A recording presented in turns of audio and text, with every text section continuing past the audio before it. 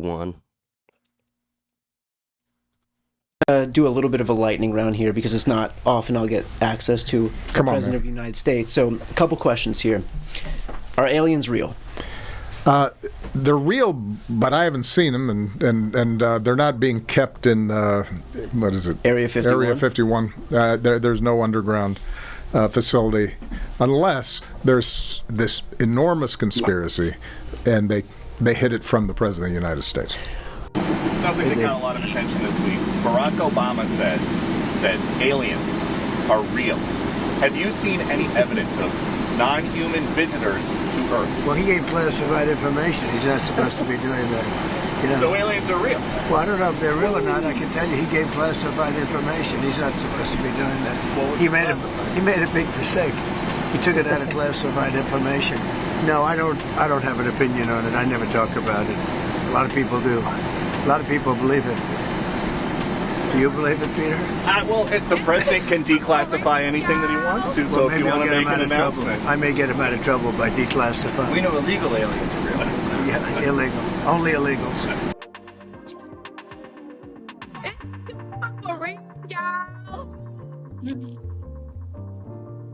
Based on the tremendous interest shown, I will be directing the Secretary of War and other relevant departments and agencies to begin the process of identifying and releasing government files related to alien and extraterrestrial life, unidentified aerial phenomena, UAP, and unidentified flying objects, UFOs, and any and all other information connected to these highly complex but extremely interesting and important matters.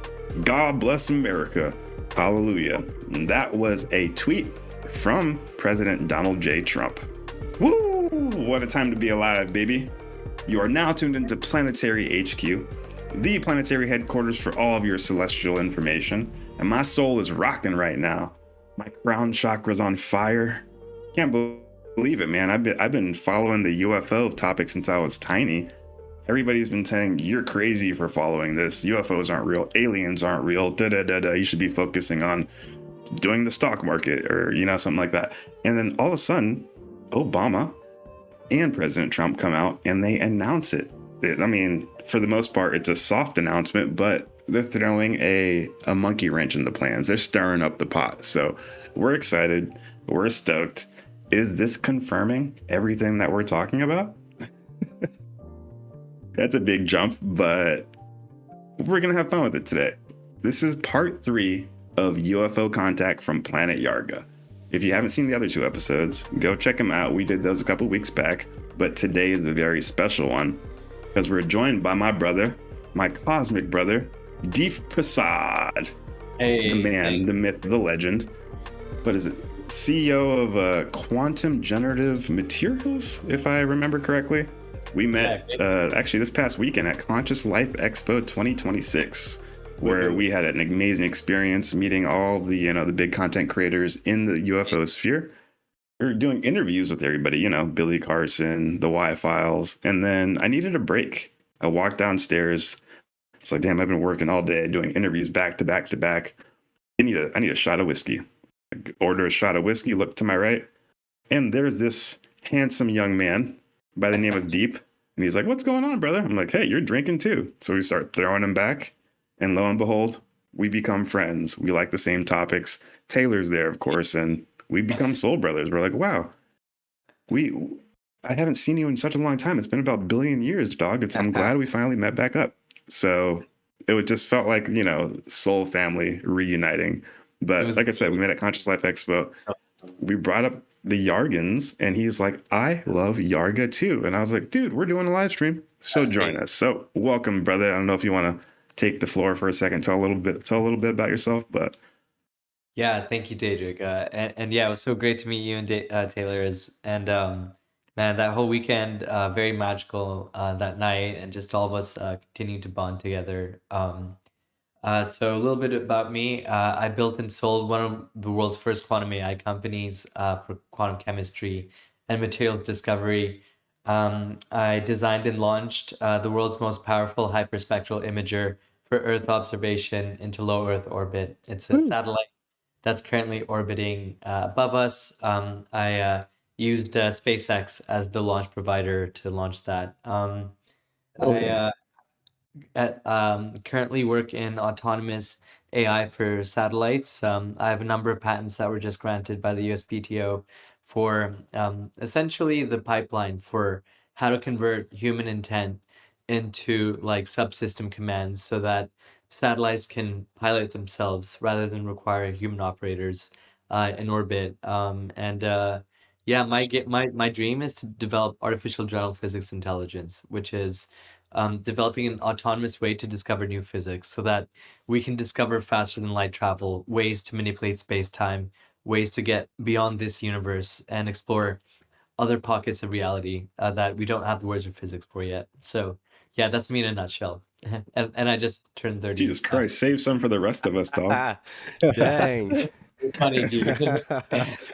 My bad. And I'm super excited to be talking about Yargans with you. It's so rare to meet another Yargan Hell yeah. reader. Well, I mean that there's kind of a next direct question. You got a crazy Tony Stark background here, but obviously you're also very interested in the UFO phenomenon. Do you want to give like a short, kind of a brief overview on when or why you first got into that and what like made you know like this is real? Like I need to look at this. Yeah, absolutely, Taylor. So, yeah, great question. I was pretty young, yeah, like 6 years old, 7 years old when I started reading like Jim Marrs books and stuff on like crop circles and alien abductions and so on and so forth.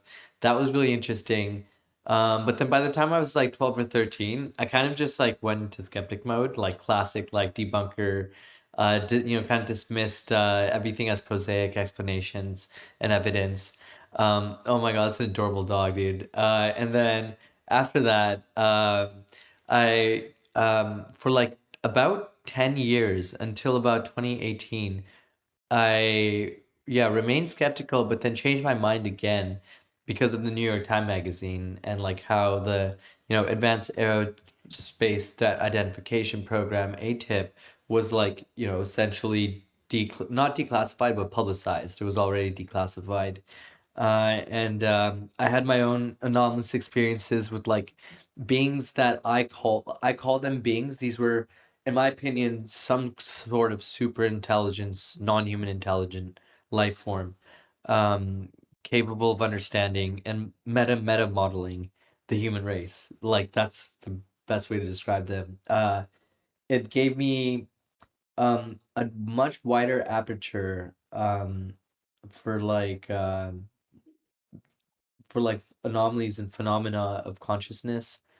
So if I had come across the Yargan book before this experience, I would have dismissed it as just science fiction, as you know, this dude was tripping, or he got bored midlife crisis, like just fellow fucking multi-millionaire engineer who had nothing better to do, like that would be my baseline assumption. But it's not the case at all. I think that he was genuine. I think the Jorgens were trying to teach something through the filter, somebody who had succeeded in the conventional way, not the unconventional way, right? Like they were just like, hey, dude, you understand the points game, whatever. But you also seem to understand, you're open-minded enough to not like resent us. So I don't know. But yeah. Does that answer your question? I don't know. Yeah, no, that's a perfect kind of summary. I'm sure, we could talk for hours about all the background UFO Oh, yeah. stuff. But yeah, Absolutely. we have a lot of overlap, and Iarga specifically is unique because they're like trying to teach the higher laws of civilization, which is something that we at Planetary HQ talk about all the time, and we classify that as mind, body, spirit progress. I guess what is that like spiritual side of things? Because a lot of people are into the tech, the UFO stuff. Are you also into that more like esoteric angle that like in order to handle anti-grav, we need a level of consciousness that kind of enters that spiritual zone?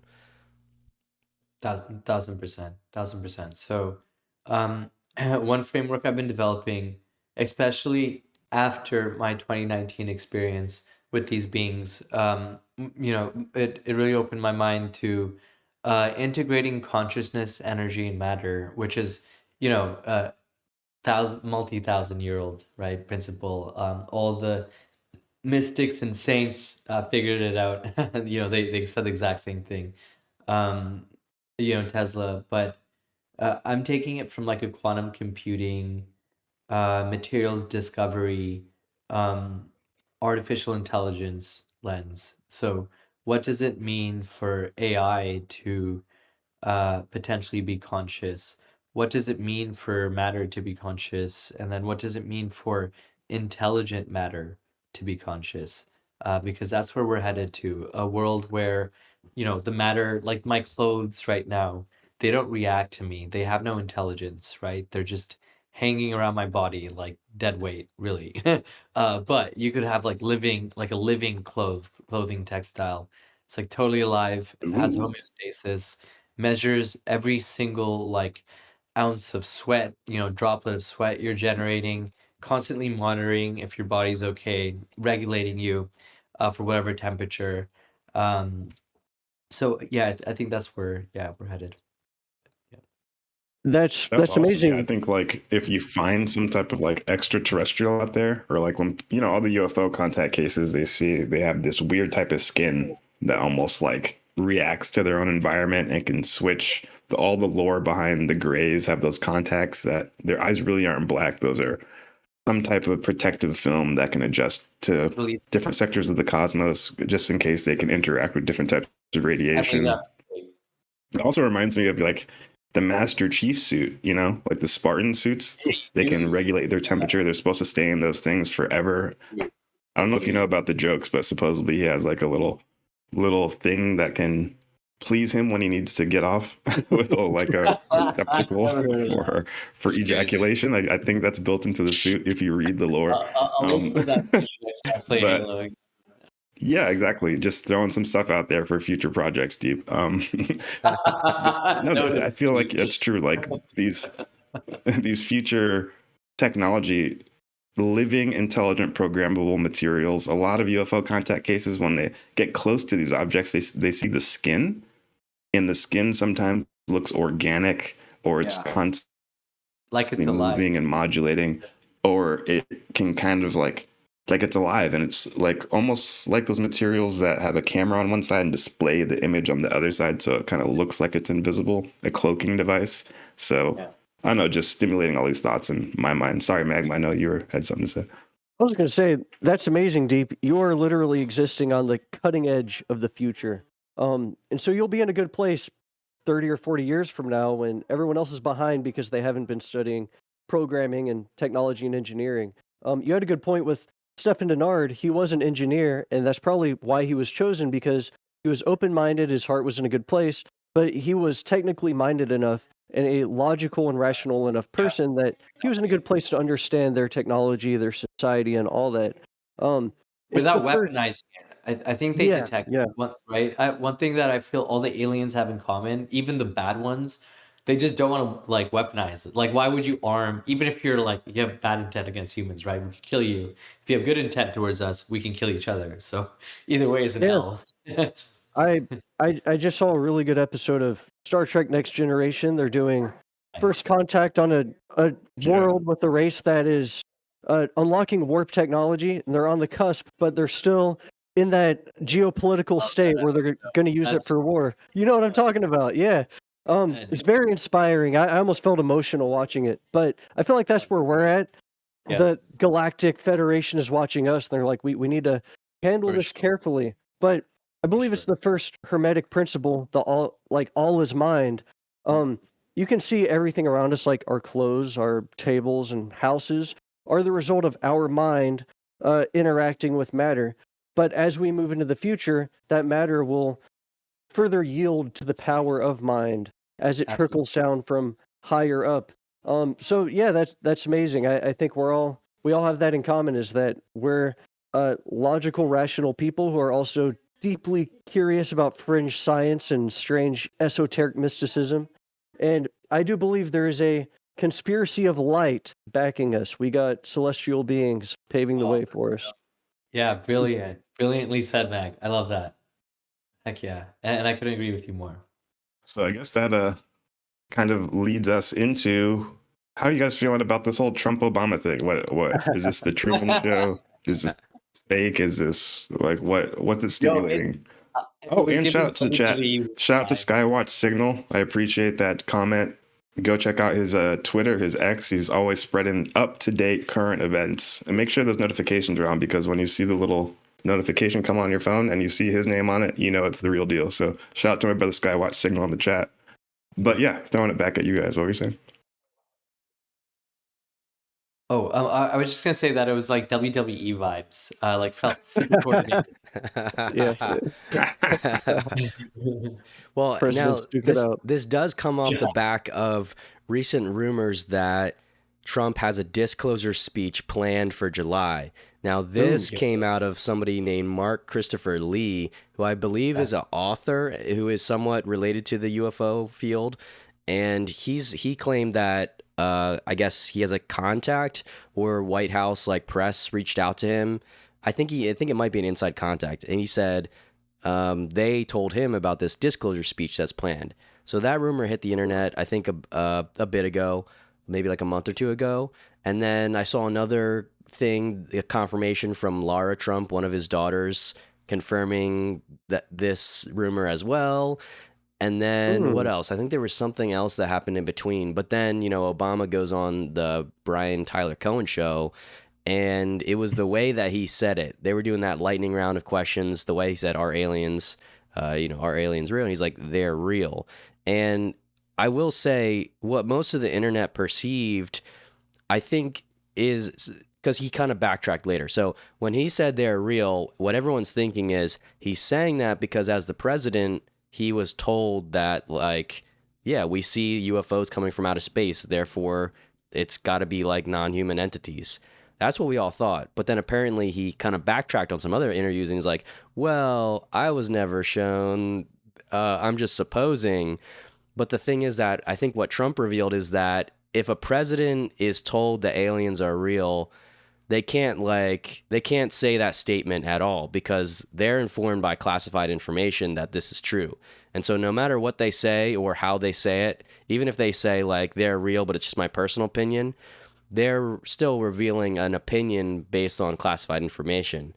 But yeah, I don't know. Was it coordinated? I don't know. But if Trump did already have this disclosure thing planned, I'm sure he just took this as an opportunity once Obama did his thing and said that live. He took the opportunity. So yeah. I think it's hilarious. In my interpretation of it, Obama was just kind of like, yeah, in my opinion, aliens are real. Of course, we're not alone in the cosmos. And then Trump, completely unaware of this, was bombarded by the press when he gets off a plane. Mr. President, Obama stated, he declared aliens are real. What's your comment? He's like, oh, he shouldn't have done that. That was classified information. He's in big trouble now. And then he probably perceived Obama's beating him to the punch. He wants to be the disclosure president who's disclosing everything. So he thought he would one-up Obama and post this on his Truth Social. I'm going to release all the files. Department of Defense is going to release everything they have because he wants to put himself back into that position. But whatever the case, I thought it was hilarious. Skywatch Signal did a live stream. Everyone in the UFO community was going haywire over this. A lot of excitement. And I thought it was funny. The Skywatch Signal. Skywatch Signal. I meant to say Night Shift. Skywatch Signal might have covered this as well. The Night Shift live stream. They were going over this and free plugs. It was funny that they kind of had this opinion that they imagined disclosure would have been sexier. It would have been the president standing in front of the United Nations. We're coming to the world to announce that we're not alone in the cosmos. And instead, it's two old farts bickering on social media about whether or not they believe aliens are real. It might lead to real disclosure, though. Whatever the case. Which is incredible. It's amazing. Yeah, I agree. I mean, if we're going to get UFO disclosure because of Trump's ego, like I think he's, not the most competent person on the planet, but if he's going to, just because Obama's doing it first, I'm going to release him, then by all means, let him fly, babies. Right? might as well ride somebody's coattails here. Like somebody's got to do it, you know.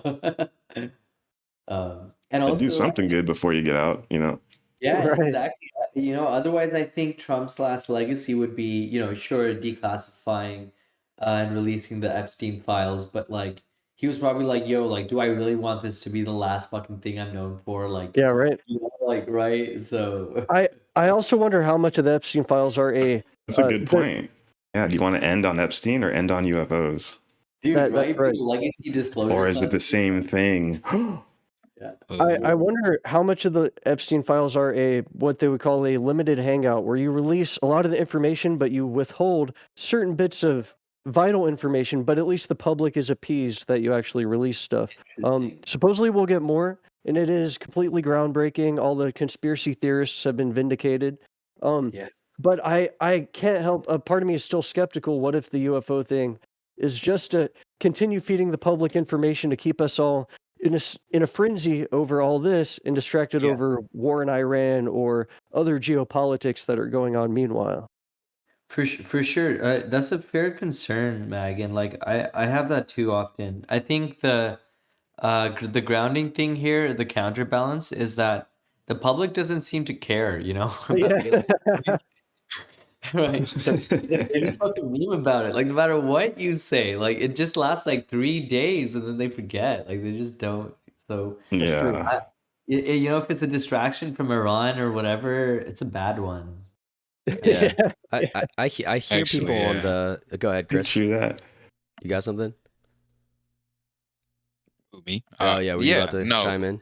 Yeah, like it's crazy how easy he's willing to, expose aliens rather than expose the pedophiles. Like, dude, no way. It's crazy. Like, that's a crazy thing. Bro, Like, that's a crazy way to think It's about it. that bad.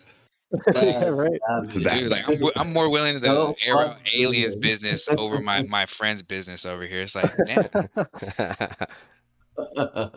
Yeah, I'd rather expose a literal intergalactic conspiracy than the tiny little one over here on planet Earth. Fuck y'all. Like Exactly, dude. Yeah. Now, my concern is, what if it's deeply related and a galactic rebellion That's is what I'm gonna go intentionally right now. coercing Oh the shit, government? it's the It's the same thing. thing. We're already Like- going there. we all know there's some kind of like fucking Uh-huh. evil, negative, like reptilian ass ETs that Epstein was like worshiping too, bro. Like, come on. Ready, bro. They're not ready for the Dude, like, Antarctic Nazis, bro. They ain't ready They're for not that. ready. They're not I'm ready, for real, bro. dude. They're They're not ready ready. for the Antarctic Nazis.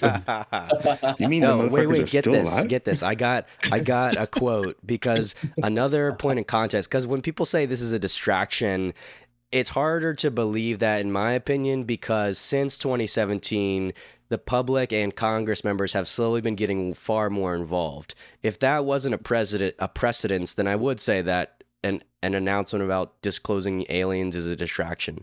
But like, there's a long precedence over these last 10 years that has been building up. Like, and that's what's new. So the fact that the president is taking a public stance, and saying they support this issue is pretty huge for UFO disclosure as a whole. And I'm not saying there's not going to be a lot of pushback. I'm not saying it's not going to be a lame form of disclosure that's going to take a long time, but just that fact of the president's support is like an epic next step from Congress being so involved. Now, here's the strange bit. Okay, so when Trump went on Rogan, when Rogan asked him about the aliens, he goes, a lot of people are interested in the people coming from space. I thought that was a weird way to say it. When he said it like that, I've never heard anyone talk about aliens That's like that. Shit, bro. Good point. And That's so fucking great. when I heard Trump describe it like that, I was like, was he briefed on like human-looking aliens that are apparently in space? Okay, so now fast forward, Eric Burleson says that Grush told him that Trump received a briefing about telepathic gray and human hybrid aliens. So this is from the transcript. This is what Burleson said about this meeting. He said, what Grush told me, it blew my mind, and what he said happened with Trump, And I'll just tell you this, and just again, I don't know that I want to preface this by saying this is not what I believe. This is just what I've been told, okay? He said that the Nordic people or the Nordic aliens are like a few hundred years more advanced than we are, but they're not super advanced.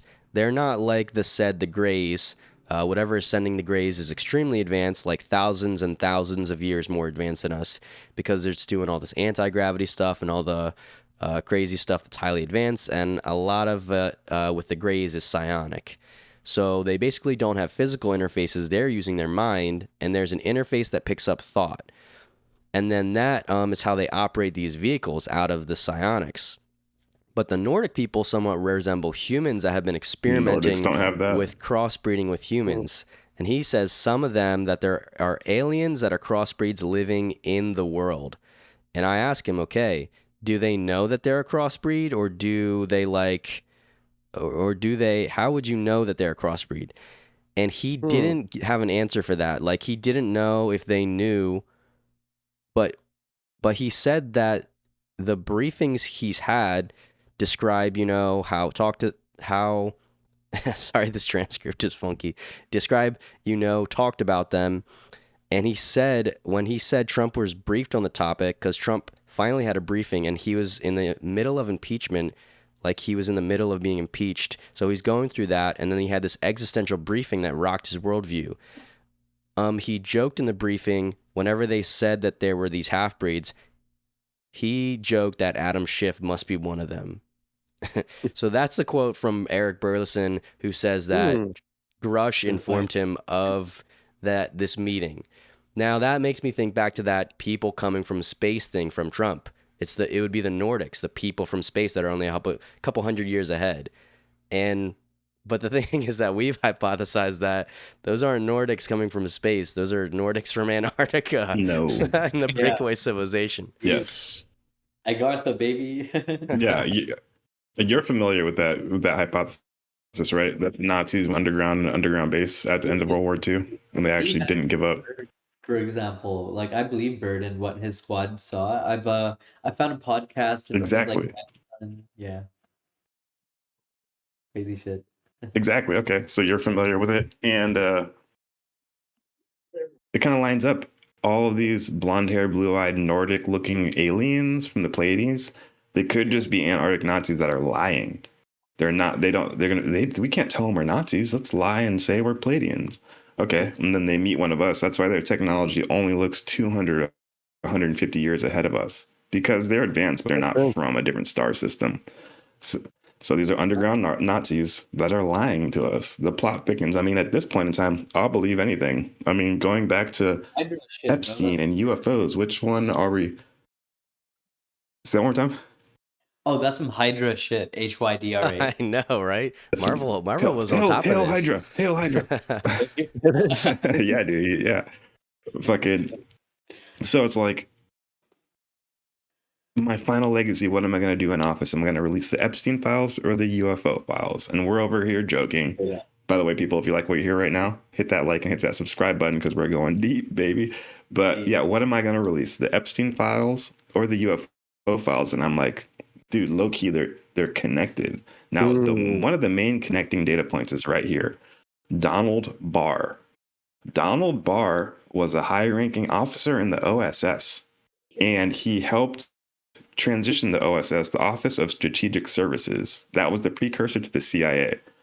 OSS, when we captured all of the Nazis, had a CIA organization already in position, already well organized throughout Russia, Eastern Europe, and the United States. We wanted those spies. We wanted that intelligence. So the OSS, when we became the CIA, we took the leader of the Nazi CIA, we made him a CIA officer, and then turned all of the Nazi spies into CIA spies. And we changed from the OSS to the CIA. So we pretty much subsumed a huge portion, all of the portion of the Nazi CIA officers, and we just wiped their record clean, gave them social securities, changed them fresh names, and made them Americans. When this happened, Donald Barr was part of OSS to CIA during this transition. He ended up in the CIA. He was the guy who gave Jeffrey Epstein a job at the Dalton School. Ooh. Okay. So he gave Jeffrey Epstein his first job. So that was like his Midas touch, I guess you could say. He opened the door, took a young blood under his wing, and said, "Come here, I'll teach you the ways of spooky espionage."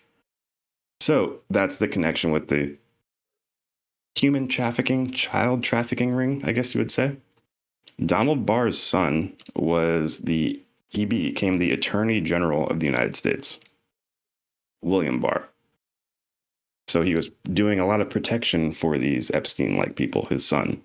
And Donald Barr, the guy who hired Epstein and gave him the Dalton School job, he wrote a book called Space Relations, which is a book about the elites gathering up a bunch of orphan little kids, turning them into sex slaves in underground bases so that intergalactic aliens can come, and that was their bargaining chip.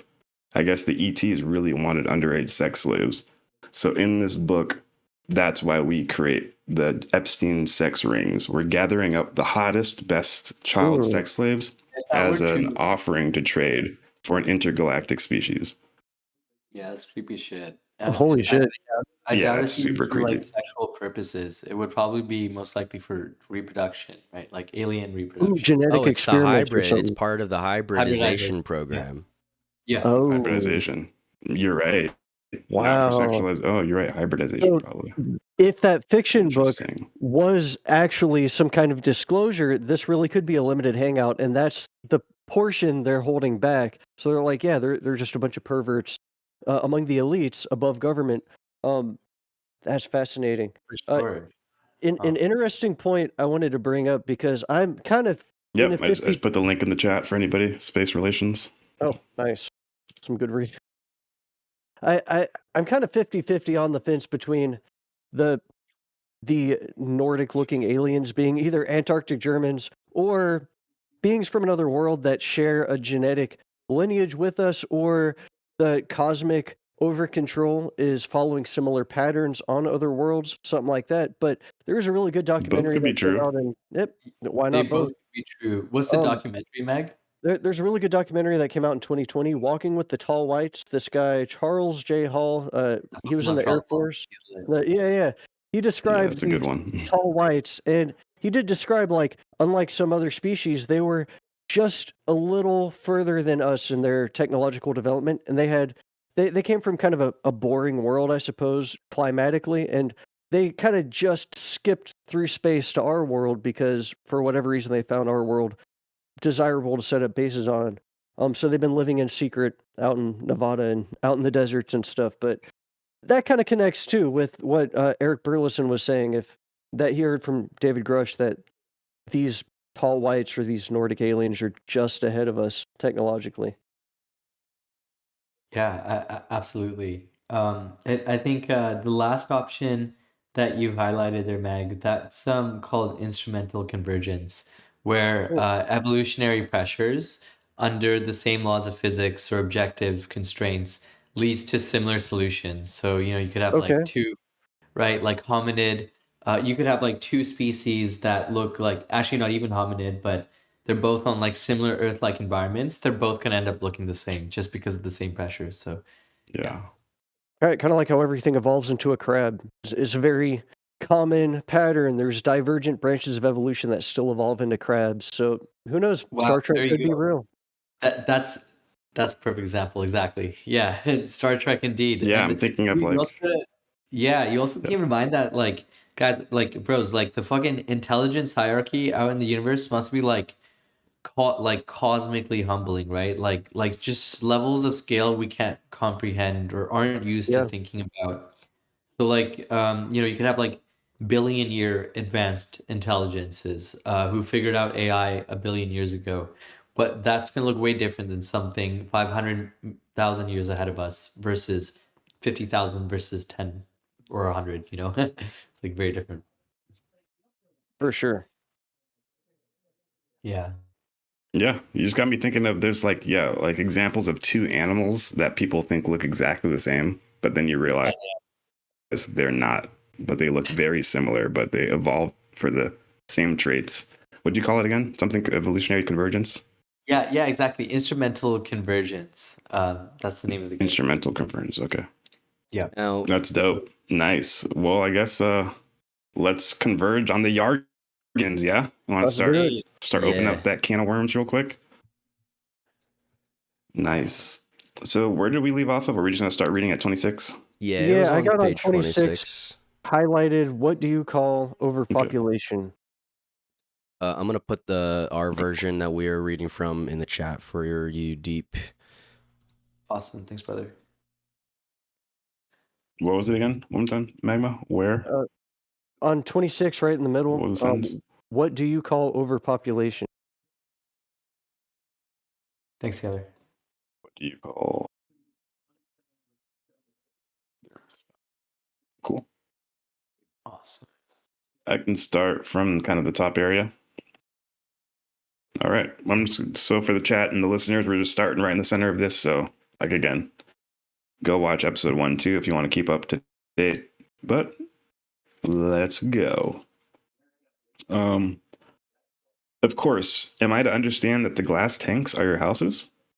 Yes, we call them house rings because they are in fact built in the form of a ring with a covered central recreation area. Is the whole planet built in this way? Yes, all areas that are suitable for living are built in this manner. The screen showed a view of a living area from a great height. So you all live in the same type of house? From the outside, they are all the same, but inside there is great variation. Sorry, I just got a flashback of me doing DMT with Paul Hynek, and I want to tell that experience before the end of the fucking episode, so remind me. Yeah, it was wild. Okay, so the uniformity appalls me. Do your top men also live in the cylinders? I had an idea, judging from the length of the trains, which I guessed were about 150 feet, that these buildings were enormous, and at least 900 feet in diameter, and more than 300 feet high. The words top men suggest something of Earth's ideas of status. You surely do not imagine that in a higher civilization, standards of justice can exist that allows status to play a part? I don't see what status has to do with more variation in house building. Why not simpler, smaller houses with more privacy? Small houses with separate pieces of land form a system that you call towns, and such inefficiency is unthinkable to us. Why inefficient? When you have our problem of overpopulation, you must build large cities to house all the people. We cannot afford the luxury of large areas of woodland as you can. What do you call overpopulation? Our small country has more than 300 people to the square kilometer, which in my opinion is quite dense. Compared to Earth's average of 25 to the square kilometer, that is indeed dense. Estimate the number of people living in the area that you see here. Every ring house is about 10,000. Work it out per rectangle. So are they saying they have more people per square mile than we do? It's more dense? Yes. Interesting. Okay. That gives me anxiety because I'm like, oh, I don't want more cities everywhere. Like, geez. But I guess they're advanced enough to do it. Okay. 300 to the square 10,000 kilometer per ring by 20 versus 25, which is the average. And we for have us, is what they're 25. saying Yeah. at that time. That's gnarly. Yeah. And with that said, they have more landscape and untamed terrain because it's so condensed in these like Kowloon City kind of structures. Interesting. I wonder if they have a greater population overall than us. I guess I'll get to it. 10,000 per ring. Yes, and we have more square meters per person than you have. I did a quick calculation. Each rectangle contained 36 rings. So 36 times 10,000 is heavens. 360,000. I hadn't expected that. It made each rectangle a complete city. But then it was also a lot of land. How long is the rectangle? Roughly 10 kilometers. I judged that the width must then be in the region of 6 kilometers, so that an area was then 60 square kilometers, and therefore my solution must be 600 people per square kilometer. I was certainly mistaken about your population. 600 per square kilometer? That's double ours. I was under the impression that it was much less. Yeah, me too, to be honest with you. When I see the space that you have left, I must admit that it is a very clever solution. Okay. So they have more space and more people. So they're stacking them upwards, I'm guessing. It's like Coruscant. It's just efficient. It was like I mentioned in the last episode, Jacques Fresco envisioned that urban sprawl was the most inefficient way we can do things. Each house takes up so much space. You got to drive way down the road to pick up groceries, then way down the road to go to work. They have everything centralized in these units. I hate it. Yep. Also, it's worth pisses me off. noting how many people that translates to, right? So in 1967, there was roughly 3.5 billion people alive. And if they're claiming that they can house over 100 times that, our population back then, that's 350 billion people, like 350 billion Yargans. That's what they're claiming. Wow. That live in Oh, wow. Jeez. crazy, bro. Crazy scale. I got something. I read this on the last time, but I'm going to bring it back up. So this is from the Urantia contacts in 1969. Oh, did we lose Taylor? You still there, Taylor? Yeah, I'm good. I'm just in the background. Did you say 1969? Just making sure. That's when. Sorry, that's the Iarga contacts. Sorry, this is the Urantia contact in 1935. There you go. Crazy. Actually, that's 1911 paper is 1935. So it's an oldie, baby. Wow. And we're doing our best to get the word out. And it links up with this. So this is talking about the left star of Orion's belt. It says that's where you go after you die. But it talks about the way that their systems are, or their society is set up. It's pretty cool. Here's another little interesting side note. They have a little section for intergalactic broadcasts. And that, unfortunately, because of the Lucifer Rebellion, our planet does not receive them anymore, but we can earn them back. But yeah, it's just a little side note. What the part I wanted to read was residential and administrative areas. Because the Yargans are talking about squares and circles and all this stuff and building their society. I'm like, oh my God, immediately. The Urantia contact talks about how Alnatok, the left star of Orion's belt, how their civilization is set up. So let's take a look at their architecture. It says residential and administrative areas. Considerable portions of Jerusalem, and again, Jerusalem is what the Urantia contacts call the left star of Orion's belt. So considerable portions of Jerusalem are assigned as residential areas, while other portions of the system capital are given over to the necessary administrative functions involving the supervision of the affairs of 619 inhabited spheres, 56 transitional culture worlds, and the system capital itself. On Jerusalem and in Nebadon, these arrangements are designed as follows. Number 1, the circles, the non-native residential areas. Number 2, the squares, the system executive administrative areas. Number 3, the rectangles, the rendezvous for the lower native life. And number 4, the triangles, the local or system administrative areas. This arrangement of the system activities into circles, squares, rectangles, and triangles is common to all the system capitals in our local universe, which is called Nebadon. In another universe, an entirely different arrangement might prevail. These are matters determined by the diverse plans of the Creator Sons. So, just giving more insight on how another UFO contact case aligns up with what the Yargans are saying, that I guess on high, on all the advanced planets, they use kind of a sacred geometry or align their cities with geometrical patterns for efficiency, as opposed to our chaotic urban sprawl that you were talking about, Magma.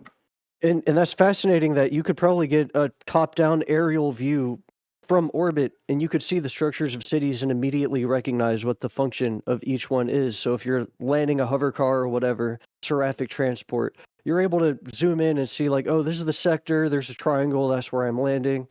You can kind of zoom in from space, and it's all so organized. It's kind of like a fractal or something, but you could immediately recognize exactly where you're going. Yeah, true that. Interesting. You don't have to like try to pick out like this road goes to where. You're like, oh, triangle, I know what that is. I go, yeah. It's kind of like it reminds me of the Nazca lines almost, you know, because you can look from the top down, you know where to go. That's cool. That's cool. I have a question because, you know, one of the things that's been proposed by a lot of different ancient traditions and newer contact cases, including Urantia contact and things like the Law of One, is they say that celestial beings, sometimes angelic, sometimes more extraterrestrial, land at periods of time and assist different populations in their growth, giving them knowledge of advanced technology like the pyramids to assist their own initiation processes, and connect them to the cosmos. And so if if that city structure is used on the afterlife ascension worlds, um, and the Yargans are also using a similar structure, it makes me wonder what type of celestial contacts influenced the Yargan population over their period of time. Now, They will get into I'm that. talking, dog. I'm sure Did maybe they get the in your Urantia book? Yargans could have maybe channeled the concept, like it could have been telepathic reception, but your Urantia book says that every civilization gets sent an Adam and Eve, which is a celestial pair of beings that create a long living civilization. And so I'm wondering, would Earth have also been introduced to this city structure once we had reached the point of technological evolution? Because the early structure was the garden, just teaching people agriculture.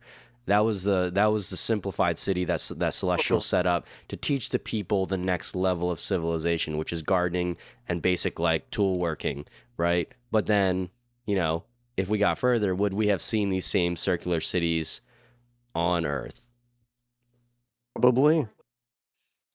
That's something that's fascinating. Yeah, that reminds me of. No, you go. I was just going to say, later on in this Yarga contact, they talk about the celestial hierarchy of the universe and how every planet has a trigger of some cataclysmic event that happens, and then they have celestial beings that come down and incarnate as them, that kind of thing. So it's a very similar cosmology to the Urantia book. Yeah, and somebody just recently went on Joe Rogan. Raul Bilecki. He has a YouTube channel called Pillars of the Past, and he's a Peruvian. His parents are from Peru. He's second generation, speaks Spanish, and he's an archaeologist. And he goes to Peru, gets satellite Google Earth images of the ground where there's a bunch of ancient ruins, and they'll find ruins that aren't marked on Google Maps. Ooh. And if they're not mapped, he'll look for documentation, find no documentation, then go there himself with his camera and drones and start trying to find out what the fuck the deal with these places are. Local people will tell him about it. And he finds a lot of ancient Peruvian, pretty much Mesoamerican megaliths that are built to the exact same specification as ones in Iraq and Iran. Whoa. Not only that, but he found mummies that have DNA haplogroups that trace to Iran and the Caspian Sea. Wow. The Paracas skull with the elongated skulls, those have DNA from the Middle Eastern Mesopotamian region where the Sumerians were. So making all these connections and talking about how if the Yargans, maybe they had celestial representatives land on their planet, just like how we had it in our planet. And according to our studies, this is a normal process to us. Oh my gosh, are you saying aliens landed? Well, this is normal. They do it on every single planet. It's not that, it's elementary. First contact. Let's assume the Celestials landed on their planet. Yep, exactly. First contact from Star Trek. What's that guy's name? The guy who created warp drive. Zephyr or something? Zephyrin Cochrane? Shout out to Zephyrin Cochrane, the creator of warp drive and Star Trek universe. So, yeah, I'm a hardcore Trekkie. But so if the Celestial lands in Iarga, Celestial lands on Earth, and they start teaching us. According to the Urantia Contact, everybody knows who watches this channel, our planet is a little bit different because 250,000 years ago, the Celestial in charge of our sector rebelled against the greater cosmos. His name was Lucifer, and we call that the Lucifer Rebellion or the War in Heaven. That's why there's different ET factions. The Anunnaki, or the beings who were teaching us how to build pyramids and cities, the very first Celestial that landed, they rebelled, unfortunately. But they did teach us how to build celestial cities. And I'm wondering if, the ball courts in the pyramids in Mesoamerica, they're all squares and triangles, kind of at administrative centers, maybe those are kind of a precursor to what we're reading here. And what's really cool is this Raul Balecki guy, he keeps unearthing these unfound, they look like huge courtyards in front of big pyramids. And he says, every single one has a really big circular counter-sunken courtyard, and he doesn't know what they're for, but every single one has it. And he says, that's how he knows that these are a city of one of the ancient ones, because they all have this same, it looks like a circular administration courtyard center. And it's like, I'm wondering if those ancient cities could be a byproduct of celestial landing pre-rebellion, and that geometric architecture was getting imprinted back in those days, and that's how you can see it in the ruins. Just trying to make some connections right here. I'm not saying it's aliens, and the circles, but it's aliens. But yeah. So I guess I'll keep reading ahead unless anybody else has some thoughts. No. You're muted, Deep, but I don't think you're trying to talk, so just want to let you know. All right, your answer amuses us because you have made a small mistake. You have the decimal point in the wrong place. I calculated again and came to the ridiculous total of 6,000. It can't be 6,000. It is, Steph. What you see here houses a population of 6,000 people to the square kilometer. But that's ridiculous. How can you do that? That's 20 times as many as our overpopulated land. Your word overpopulation is pure nonsense. Our planet has a population density at least 100 times greater than yours, and we do not speak of overpopulation. Hell yeah.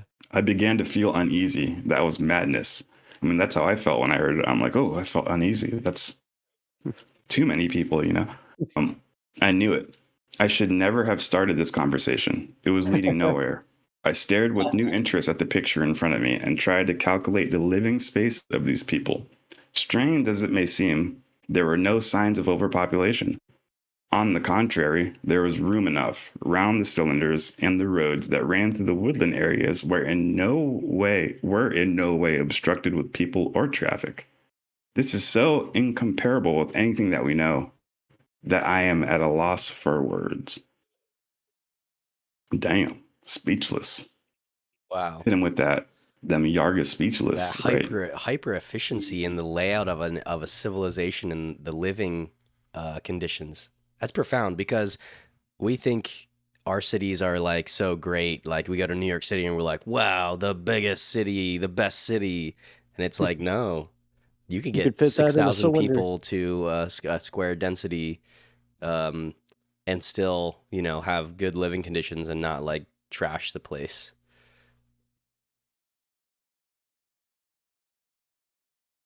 Oh, yeah.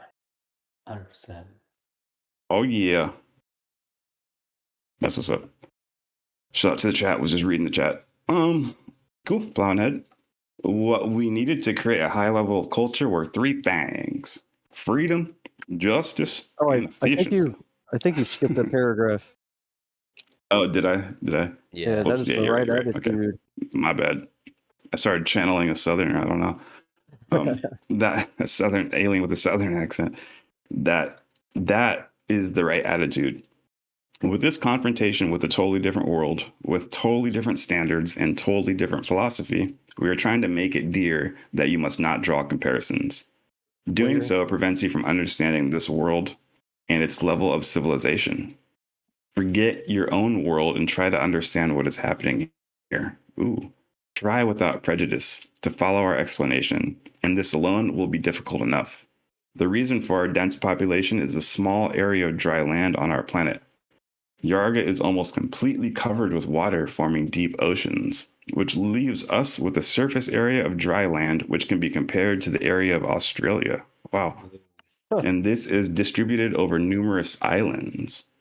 We were faced with the problem of feeding and housing billions of beings, which we needed in order to achieve our creation goal on the smallest possible area of land. This imposed the greatest demands on our planning and social systems. These demands do not occur on Earth. You have room to spare. Okay, so they're saying because of the small amount of land and the constraints, it forced them to be technologically advanced and efficient because of the evolutionary pressure, quote unquote. I feel like similar factors that drove the Japanese to develop as fast as they did. That's a very good analogy. Super dope analogy, yeah. Because Yeah. in parts of the factories that the Yargans describe, it's like hyper automation, where they're taking like you know they basically make the Tesla gigafactories kind of look like child's play, right? It's like it's like little toys or whatever. But it's the same principle. And oh, that's cute. right, and the Japanese, like, they absolutely mastered the art of taking what used to be chaotic manufacturing, where you had guys like at the machine shop, you know, welding shit together, kind of chaotically. You know, you would have different styles, different like tooling sets, different people, different skill sets. So you would have massive divergence and variance in the quality of parts produced and the speed at which they were being produced. And so the Japanese during the 1980s, they invented this thing called Lean Six Sigma, which was effectively introducing statistical processes to measuring the variance in manufacturing methods. So they started literally turning their manufacturing into science. Like they would study, like, okay, which guy sucks ass, right? Like after, you know, 12 hours, right? When do people get tired? You know, all that stuff. So they would start measuring these things. Everything that could be measured, they would measure the shit out of it. And that allowed them to start improving across all dimensions. And that led to, like, you know, Toyota and all these like beautiful, like massively manufactured Hyundai car companies. And that, yeah, that enabled like BMW. So the Yargans have that in spades. Like an Amazon Prime society. Dude, that's crazy. Yeah, absolutely. Yeah, the flying saucers. Yeah, Jeff Bezos exactly. met the Yargans when he was a kid, and ever since then, he's like, he's Do you working think they're towards. disappointed at what he's doing now, like yachting around and shit, like just fucking around in a club? Just kidding. They might be a bit cheese. Like, yo, we gave this guy the keys, bro. Yeah, He's yeah. dicking. You And serious now right he's now? fucking. Now he married this bimbo with fake Fucking plastic Miami in surgery. their giant ass yacht, bro. Like, what? That's not helping the human race. Ballin'. Yeah, he's like, they're like material or info. Material or info. And he's like, I'll take the info. I'm a good guy. Cut to 20 years later. Fucking only use the info for himself. So funny, dude. Brutal. It's cool. I like your insight into the future chapters with like the highly autonomous gigafactories that we're coming up on, because I've never read this before. So you're whetting my appetite. Super exciting stuff. Yeah. Fuck yeah. 1967, Let's keep guys. it going. That's wild. Let's do it. Okay, so this was in 67. Why did they call it 69? Was that when it was printed? That's when it was published. Or maybe that's when it initially got the happened. date wrong. Published. Exactly. Okay. Yeah. 67. Thanks, Steve. That's why you're here. Damn, Cheers. Normie's got the date wrong. Don't crucify us, chat. We're trying our hardest. What we needed to create a high level of culture were three things: freedom, justice, and efficiency.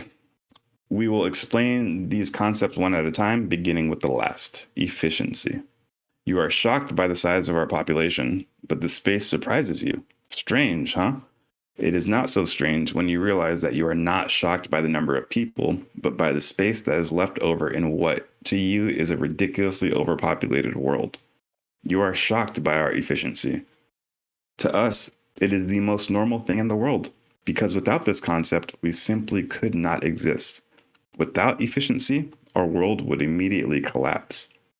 You will continually come up against this concept in our explanations, because we must make it clear to you how carefully each of these three concepts, freedom, justice, and efficiency, we had to employ to reach the level of civilization that can be called stable. Also, justice is a condition for efficiency. For example, if houses play a part in showing a difference in status between people, then justice fails. Damn. Wow. Ooh. and efficiency Oh. in a setting such as this is impossible. Whoa. It's very insightful. It demands this is like cosmic philosophy. Okay. It demands, therefore, a different, more social way of life. This was roughly the beginning of the explanation of the concept of efficiency, and I absorbed it with some difficulty. That was very deep. That was extremely deep. That's not something people just write for creating a fucking fake UFO story, you know? Right. How do you come up with That's this ringing stuff? somewhere deep. So, yeah. Like, one thing's to be a sci-fi writer, and one thing is to actually like drop cosmic truth in that sci-fi, you know? Yeah. Pretty dope. Can I just like It bring was up? roughly the beginning. Yeah. Let it rip sorry. deep. What the fuck, dog? Hey, my man, let's go. You're my brother, fool. You're my brother, fool. Let's go. Brother, likewise, dude. Can't wait to do some more shots next time. You know, it's gonna be fucking lit. We'll have progress. Oh, dude, hell yeah. Are you going to Contact? I will be. Yeah, I'll see you there. Let's It's go. gonna be amazing. Oh, shit, we This is there. gonna be That's my crazy birthday dude. too. May The 20th. It's hotel, my the birthday. hotels are already I'm booked gonna- out. It's unfortunate. Wow. Uh-huh. Amazing. And we I'll might. take you up for your birthday, I don't fam. know if you know Voodoo Ranger, the beer that I would be like. We might have a soft sponsorship by them. We might be coming with a case. Whoa. So Whoa, fingers crossed. dude, what a Yeah, party, I know, man. right? That sounds Tight. That's Brilliant. So we But turned yeah. up. So if you're listening to this, hit that subscribe button so you are up to date. Hey. But yeah, what are you gonna say? What are you saying? Yeah, just reeling it back into the freedom, justice, efficiency part. I just wanted to point out that there's deep parallel analogies to the U.S. Constitution there that I felt was like pretty powerful. Because one of the things that James Madison and these cats like initially contemplated was they wanted to make sure that freedom was not just encoded, but the fundamental rights like the First Amendment, Second Amendment actually ensured freedom would be preserved, right? Like freedom of speech and so on and so forth. So the Yargans kind of intuited that themselves. They have their own version. That's super awesome. That's very telling. It also explains why, Amazon, like American innovation, Apple, all this shit, like ends up looking like alien tech. Like these are the right? Like these are the civilizational ingredients you need for actual innovation and advancement. And then the second thing is justice and efficiency. We talked about efficiency from a manufacturing standpoint. They're talking about efficiency not just from manufacturing, but across civilization scales, right? So they're talking about how do you, enact freedom and justice efficiently. And so I think, it's gonna be interesting to see like how they do it in futures. The founding fathers did that through separating different powers between the federal and state powers, having checks and balances. That's justice and efficiency. But yeah, so super cool analogies there. Analogs, wild. Amen to that. Hey, hell yeah, dude! American aliens for the win. Yeah, right. American aliens, right? They're freedom loving, like the Constitution of the Galactic, right? Yes. The alien founding fathers. Fuck yeah, dude. Oh my gosh. Can you imagine alien Second Amendment, like alien fucking ray gun? Like everybody just has to tell me I can just blast you to outer space. The right to particle beam lasers. Yeah. Based, yes. I love that. I love that idea that ideal government is a reflection of something greater, that as above, so below kind of thing. We are modeling our government off of something higher, ideally, but it's very imperfect. It's run by satanic pedophiles, which are above the government, but that's only because we're a rebellion world. We're severely handicapped in our development. 1,000 years from now, we'll be in a much more reflective state of cosmic government, but we're getting there. The Urantia book portrays something similar, that there is like a different branches of the cosmic government, and the courts of justice and all that. So yeah, we're getting there. That's beautifully said, Meg. That's inspiring, and I agree. Well said. Well said. Deidre, you want to continue? Hell yeah. Just keep it going. It's your do this. Who would? This was roughly the beginning of the explanation of the concept of efficiency. Pumped up, dog. I'm stoked reading with you, bro. Feel you added new energy to it. That's what's up. Hey, right on, man. And I absorbed it. Yeah, of course. And I absorbed it with some difficulty. Who would expect the description of a superculture to begin with a lecture on efficiency? Anything but that. And it is almost impossible to relate just how efficient they were. You know, this has nothing to do with it, but something keeps popping up in the back of my head, and I gotta say it. Somebody talked, I think it was a Jew in the concentration camps back in 1947. He said something about like when Germans used the word efficiency, everybody like shuddered. It was like a scary word because, you know, you think about what it means back then. It's like machine insect like efficiency. Well, it's efficiency without at the cost justice, of death or life. Without justice, like the Iargan said. If you don't have justice, exactly, and you separate efficiency social without justice, the same thing of separating balance. social classes with a different status of houses is the same thing as separating social classes of these people are better than these people, and we're gonna make them the working class, and we're gonna be the elite, and we're gonna be. It's just an imbalance. They're deeply interrelated. Yeah. Damn, and they'd have a big problem with America society right now because that's like the way our society's set up. Different houses, status symbols, and then we want to be efficient, but it's impossible. Interesting. Space communism. No, I'm kidding. All right. Anything but that. And it is well, have you heard that angle that the number one reason why the deep state and the CIA do not want to disclose UFOs is because all the aliens are communists? And they don't want, if they release that, they would have to show the world that capitalism is wrong. And that's like the main reason why they don't want to release it. God damn. Is that wasn't there like a Reddit whistleblower post? Right. Project Eridani. Yeah, exactly. They took 10,000 humans off like 60,000 years ago. Man, Taylor. Fuck yeah. Dude, we did a live stream on it. It popped off because we knew it was a hot take. Dude, and it popped off. We hit a huge live stream on it. Yeah. Bro, that's 5,000 right off the gate. Yeah. Bro, if that's real, like, how would you guys feel if there's humans right now exactly like us, but you know they're like fucking chilling, dude. Palaces, everyone's wealthy, rich. Meaningless to them, like crazy. Meanwhile we're like paying our fucking electricity that bills. Low key pisses me off, dude. Like a huge L, dude. Like fuck. I mean, I'm happy for them, but it's so to look down on Earth, be like, oh my god, like this is the difference between when the Illuminati leads your society from the ancient Anunnaki bloodlines versus when you're free of that. When you're free of that for 5,000 years. I feel like the difference is what we would call alien communists if we observed their societies is actually something that totally transcends capitalism or communism or a material economic society, because it almost doesn't matter what your material economic system is when you have a spiritual and intellectual level that's balanced, when you have that justice and efficiency and all that balanced out. The material system in place is almost irrelevant. So it may look to us like communism. They share resources. They have centralized planning, but it's different from us as a very material species who's spiritually immature, having a centralized government or a group in some revolution overthrowing their government when gangsters just come in and take that seat of authority. And, we just keep hitting our reset button over and over. So it may look to us like communism, but it's actually something totally different. It's just the byproduct of them arranging their society to high spiritual and philosophical ideals.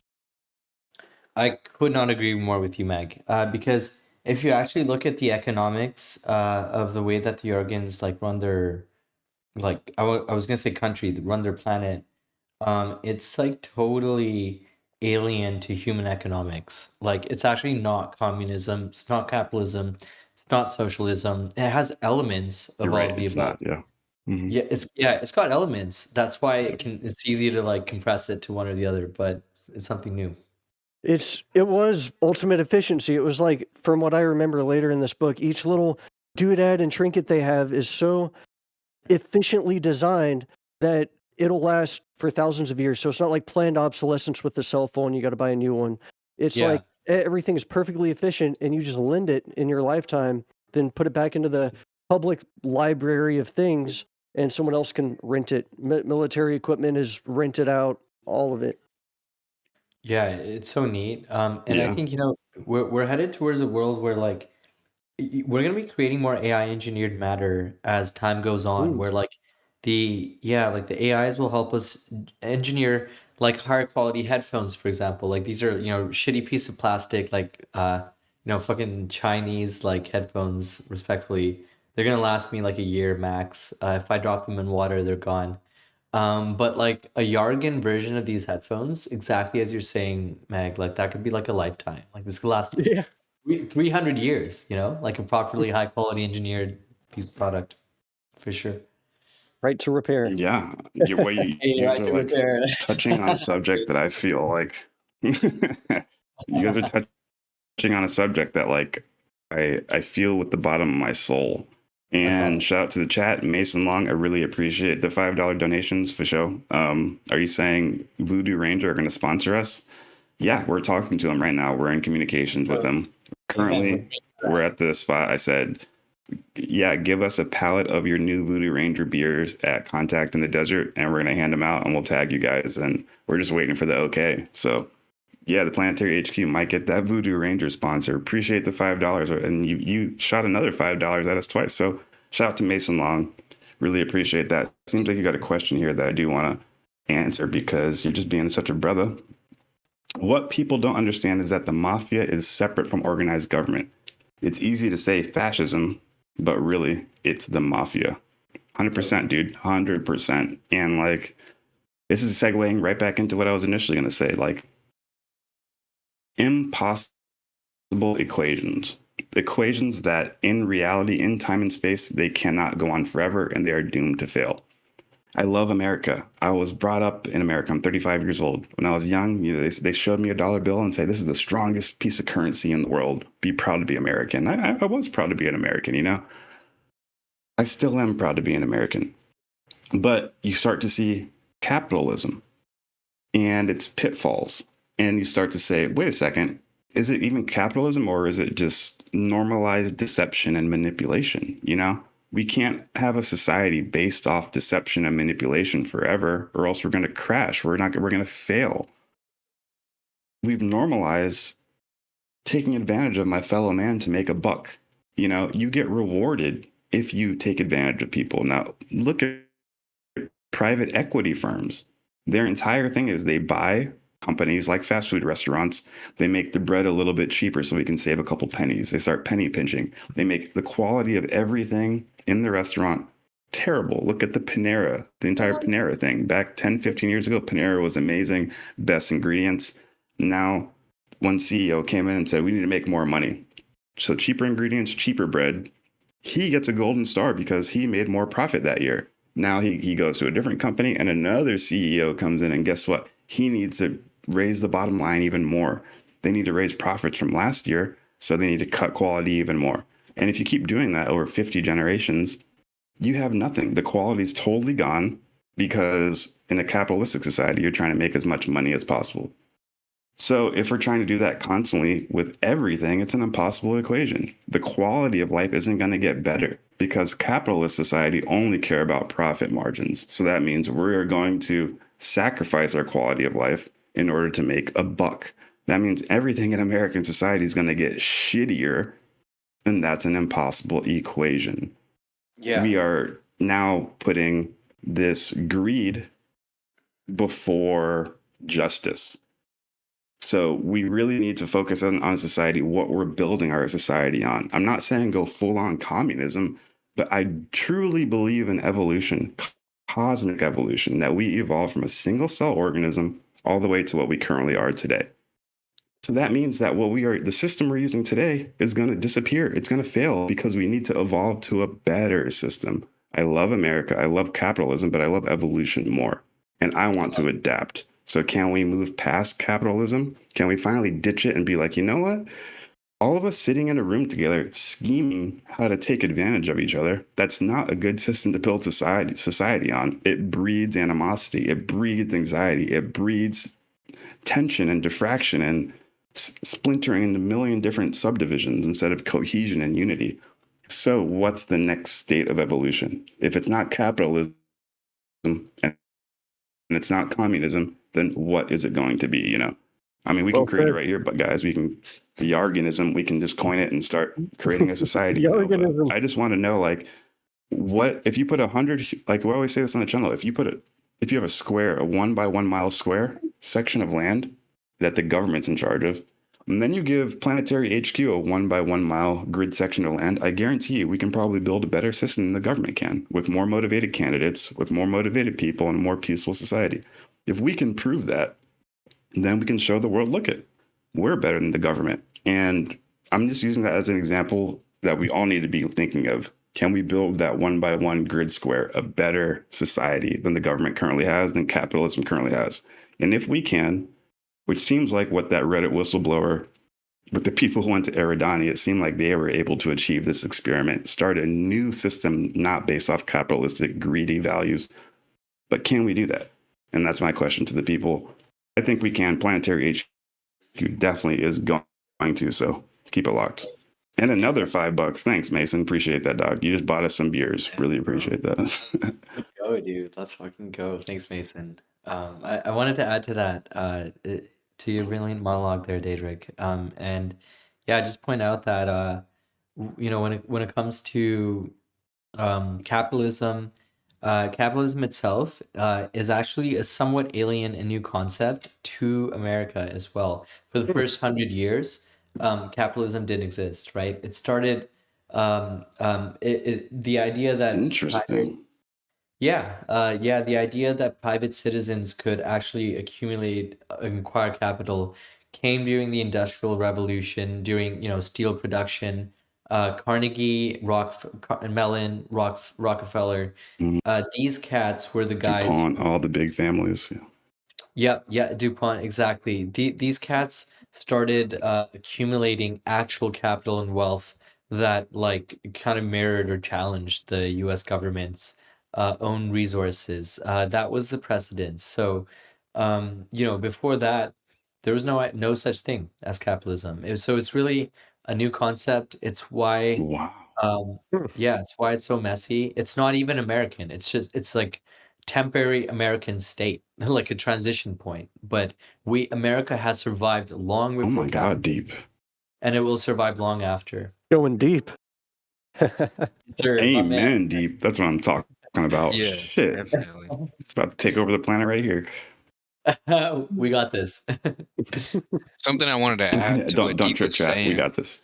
was because when I found out we were gonna be talking with Deep, I watched a video where he got interviewed by Jesse Michaels, and one thing that really stuck out with me as I watched throughout that video was the fact that you kept on bringing up the topic that our systems and the things that we have created to, like, I guess, quantify and, like, just figure out certain things.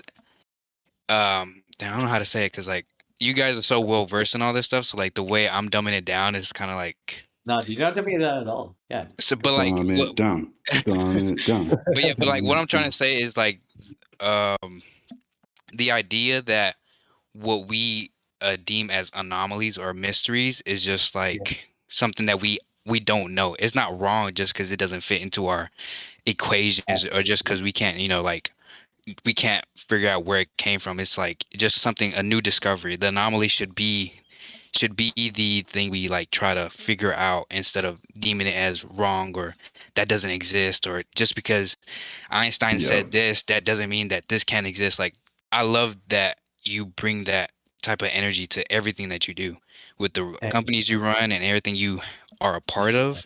Is the fact that you are telling us that, like, we need to dish the old and end with the new. That's basically all it is. Hey, dude, thank you, man. I feel seen and honored. Thank you, Chris. Appreciate that. No, yeah, it's crazy, bro. I love it, man. I am trying to usher in a new world. I'm done with this old one. It's boring to me. And heck yeah, man. Heck yeah. Right attitude. My man. Deadrick, shall we continue? That's why we fucking vibe so much. Yeah, let's go. Let's keep it going. Okay.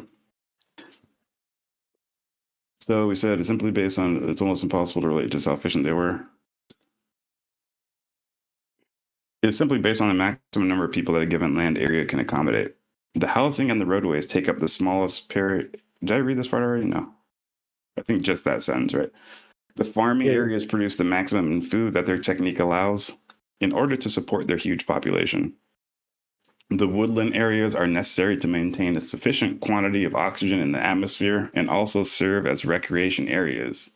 Everything is used to maximum advantage. My brother Mason Long, I promise you, if you show up to contact in the desert, my dog, we got you. We won't be drinking together. What would you imagine to be the mode of transport of a superculture? You think perhaps supersonic aircrafts or rockets and hovercraft type ships or hover cars? Out of the question. Anything so out of the question. Wow.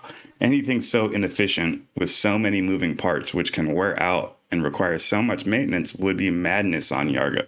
Okay, so these motherfuckers are really like the foundation of their entire society is as efficient as possible. Like, that's wild to think about. Like, that's nice, but can you do it with no moving parts? And like, unless they get to that point, they're not producing it. Like, that's, if you can get to that point as a society, I could see how advanced you would get. Like, only trying to max out efficiency for everything. We're the opposite. We're like, if it works, it works. Slap a wheel on with some gum and some duct tape, we're good. They're like, no, we need this in the ultimate form. It's a potent way to think as a species. It's a, elitist mindset, I guess you would say. You know what? Yeah, actually, just this morning. What do they use then? I was just going to say, just this morning, before this live stream, I replaced the air conditioner control module in our Subaru. And, I had to pull apart everything to get to it. We just got all new tires. And it's amazing how much money and time and energy goes into replacing parts on a car. If you could do it more efficiently, why not? Every single individual has a car. They have all these parts to maintain, parts getting shipped across the world, transportation with cargo and all that. It's actually pretty inefficient. Yeah, it is extremely inefficient. Lighting a big vat of gasoline on fire and hoping that brings you to space, that's very inefficient, Yep. And that's what we do. All right. What do they use then? Very simple. A fully automatic robot rail system, silly. Slim torpedo trains that move without creating friction. The only component requiring servicing behind the doors, and these are made of such a high quality that they can last at least 100 years. As well as a well-brought-up Earthman.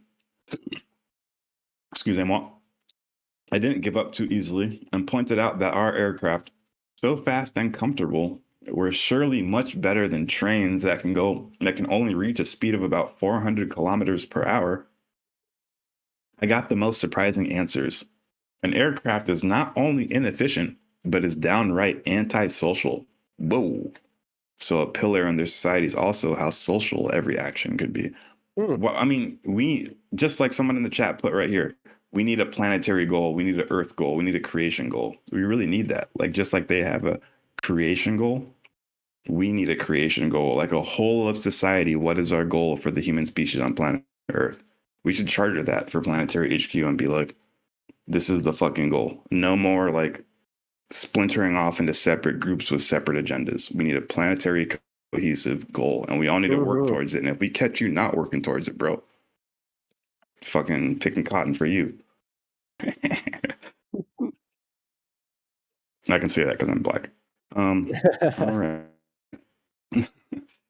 They only appear on a planet where status still exists, and they are only for the upper classes.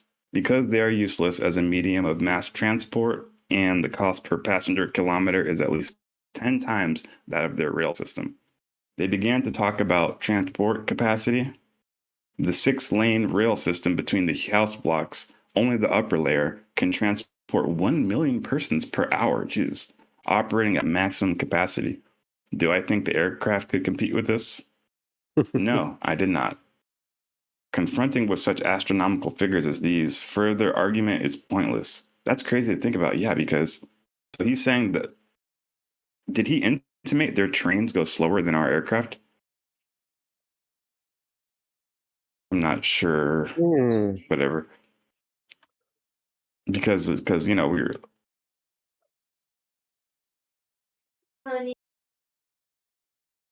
No, I think the human intimated that, but I could be wrong. If he did intimate that, then I guess hypothetically speaking, even if you're moving slower, if you have like a super huge train moving 1 million people at once and it takes 30 minutes, that's a lot faster than a jet that can make the trip with only 2 people in 2 seconds, because you have to go back and forth a bunch of times to bring those That's million right. people.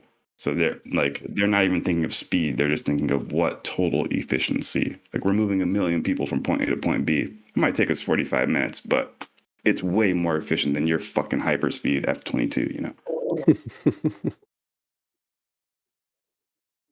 It's interesting. I like it. At the end of this paragraph, someone else want to pick up, but I'll finish it up. Oh, sure. Okay. No, I did not. Confronted with such astronomical figures as these, further augment is pointless. They were not yet finished. Did I really think that their transport was slower than ours? Yes, I did get that impression. Well, I was very wrong. I must think in terms of average speed, and the hours that we wasted waiting for connection delays caused by unserviceability or bad weather, and our wonderfully inefficient traffic jams. Having thought of all this, I was readily prepared to believe them when they said that their average speed of all transport systems together was about 5 times higher than ours, including aircraft. I'm getting. There you go. So they're averaging all transport systems. I wonder what that average is. Had I mentioned something about comfort? Yes, I had. Wonderful, because the comfort was also an aspect of efficiency. Amen, brother, because not for us, dude. We'd be taking them Frontier and Spirit flights, and I'm fucking flying like this. Dude, the Yargans, no, fuck no, dude. That's so weird. I had a weird dream, and I got on the plane, and they were like, okay, we're trying to keep it efficient. And they laid people on the ground, and they put a blanket over everybody and said, okay, next row. And we had to lay on top of the other people, and they're going to put blankets on top of us. And I was like, dude, are we really this cheap? It was a dream, dude. Yeah. Fuck, dude. Imagine that's America in 50 years. Sit on that guy's lap. That's hilarious. You get an oxygen mask to make sure you can breathe, because you're compacted in. They you're so fucking squished. They give you a feeding tube and a catheter so that you don't gotta get up to pee. They're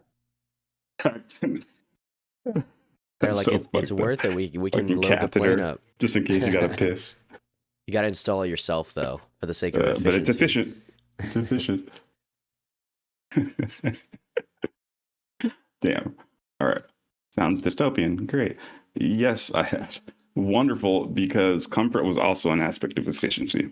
Trains had proven to be the cheapest form of transportation, and the only problem that remained was to get as many people as possible to leave their cars at home and use the tram. Yeah. The only way to do this was through comfort. I agree. Okay. Oh. And this comfort was really something. Damn, that's cool. Really something. So that, people say that the United States has deep underground military bases that are top secret that no one knows about, and that LA and New York are connected by underground maglev trains, which is kind of mind-blowing. Go to UAP Gerb. He does a lot of deep underground military bases. Information's great channel. But I think they're talking about they can fit 10-story tall buildings, I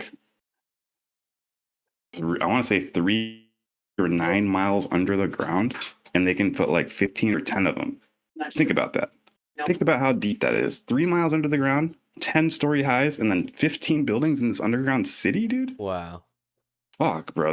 What are they doing down there, man? That's insane. That's all top secret, and they have more than 10 of them. That's breakaway civilization shit. So that's what it reminds me of, the efficiency of the Yargans.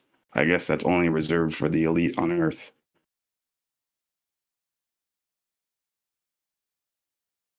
But if one of y'all want to take it away.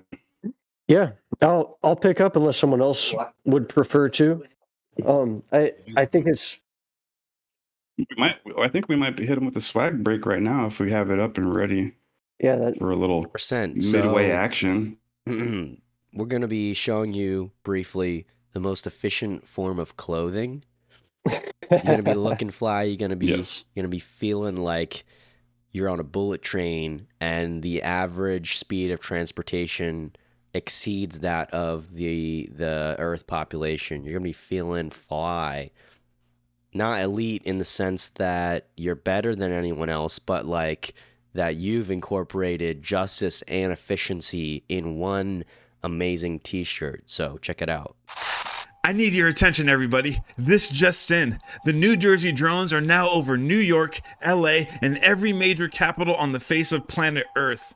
They keep repeating a message over the 6 gigahertz frequency band, and it keeps saying, Planetary HQ has cosmic garments for your physical mechanism. In other words, we got that drip. Straight from the Galactic Federation wardrobe, these tees vibrate at the frequency of chill. Ribbed knit collars lovingly hug your neck chakra, preventing collar droop across dimensions. Tapered shoulders enhance your interstellar silhouette, perfect for Earth missions and beyond. Dual side seams stabilize your style, ensuring your energy stays aligned even when encountering planetary turbulence. Crafted from 100% classified heirloom combed and ring-spun cotton, this featherlight fabric breathes like you're cruising through the astral plane. Ideal for layering beneath your space cloak or relaxing at your Earth base. The tailored retail fit transitions seamlessly from casual Earthling mode to I've got crystals in my pocket and I ain't from here chic, making it essential apparel for your rigorous interdimensional journey. So check out them shirts. We got a bunch of different colors. Link is in the description. Your contributions directly support spiritual operations on the front line in the battle for truth, beauty, and righteousness. With your help, we can help change the face of planet Earth, and we can look fly while doing it. Okay, now that we can fund the Black Budget Anti-Grav program, let's get back to the show.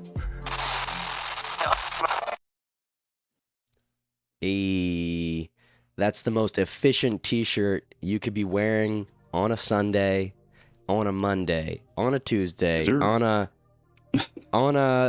whatever a day is called in Amlatank on Orion's left star and the Belton, however D-Big says it. You already know. The Seraphim wish they were incarnated on planet Earth just to wear that t-shirt, yo. I heard him talking. I heard him talking. They're standing there in their light bodies and they're like, oh shit, this is what it means to be human. So check it out, planetary-hq.com. I could pull it up right now for y'all. I don't know. D-Big, tell them about the shirt you're wearing. What's it like? What's it like to be in the experience? Dude, oh shit, there we go, dude. You want the Planetary HQ official blasted across your chest, you know? I mean, you could get it tatted if you want, but if you're not there yet, you can just wear it on a shirt so it's not, you know, with you until you die. But we know you will get that tattoo before you die. But just showing you the Planetary HQ. Got the back, on the back right there. You got the symbol. It's actually a 3-dimensional logo, so when you stare at it, you will be like, whoa, what the hell am I staring at? That's only one of them, bro. We got the entire lineup right here. Let me open this up. Planetary HQ. Planetary-HQ.com. Yeah, that's right, people. We got the website up now. And then we also have the 3-Eye Atlas is Project Bluebeam. If you guys know what Project Bluebeam is, you know, the holograms in the sky trying to get you scared that Jesus is coming or an alien invasion is happening. 3-Eye Atlas seemed to be that. We also got The Stars Are Watching with the Space Force Intelligence logo that Chris Bledsoe made so popular because it's literally a sphinx staring at a star. Some people say the Star of Regalis, which lines up with Chris Bledsoe's prophecy of when a new age will begin on Urantia, on Earth. So check out the sweater if you want to rep it. The Stars Are Watching. Got Urantia gang, if you want to rep your ranch gang. Also got the tinfoil hat, baby. It's just a gray snapback, but it protects you from the CIA particle beam waves that are trying to implant messages into your brain. So consider yourself protected. Go buy your tinfoil hat, TFH1, the first edition. We're going to have multiple editions coming out soon. Every time you buy one of these items, you are supporting Planetary HQ. You are supporting taking the planet back from these evil pedophile rapists. We are seeing these Illuminati high priests that have been in power for so long. Every time you buy one of these, we're sacrificing one, and we'll send you the video personal. No, but for real though, these t-shirts are only $30. We're only making a $9 profit off of. It costs $21 to manufacture it. And every time we get this $9, we're gathering it all together so that we can make a mind, body, spirit app. We really want to take this planet back. And we think that instead of just looking at memes all day and having opinions on shit, we don't think that's the reason why the universe was created. We think the universe was created so that you can hit your mind, body, spirit potential, so that you can be the best that you could possibly be. So that you could show the universe that you're worthy of wearing the skin suit that it gave you.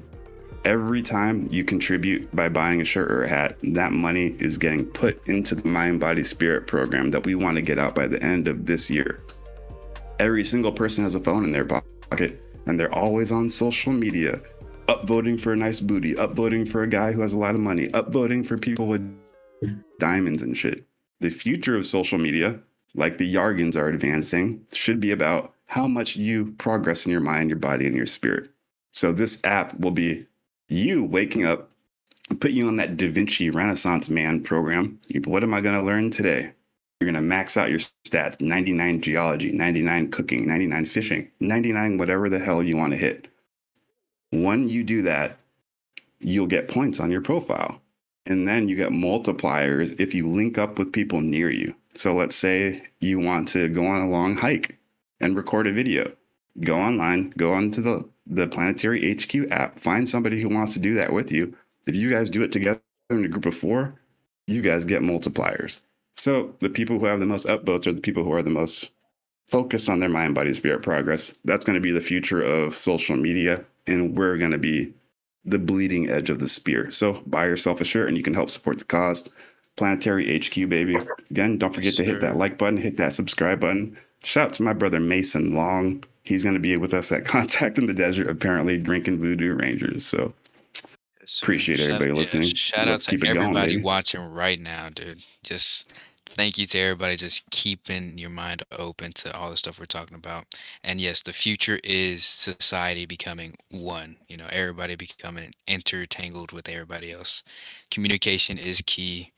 There's no reason to be afraid to talk to another person, bro. We should all be able to sit here and have conversations about helping each other out. There's no reason why we should be sliming each other out, or we should be killing each other just because you don't look the same as me, bro. It doesn't make any sense. We have evolved past that. Yeah.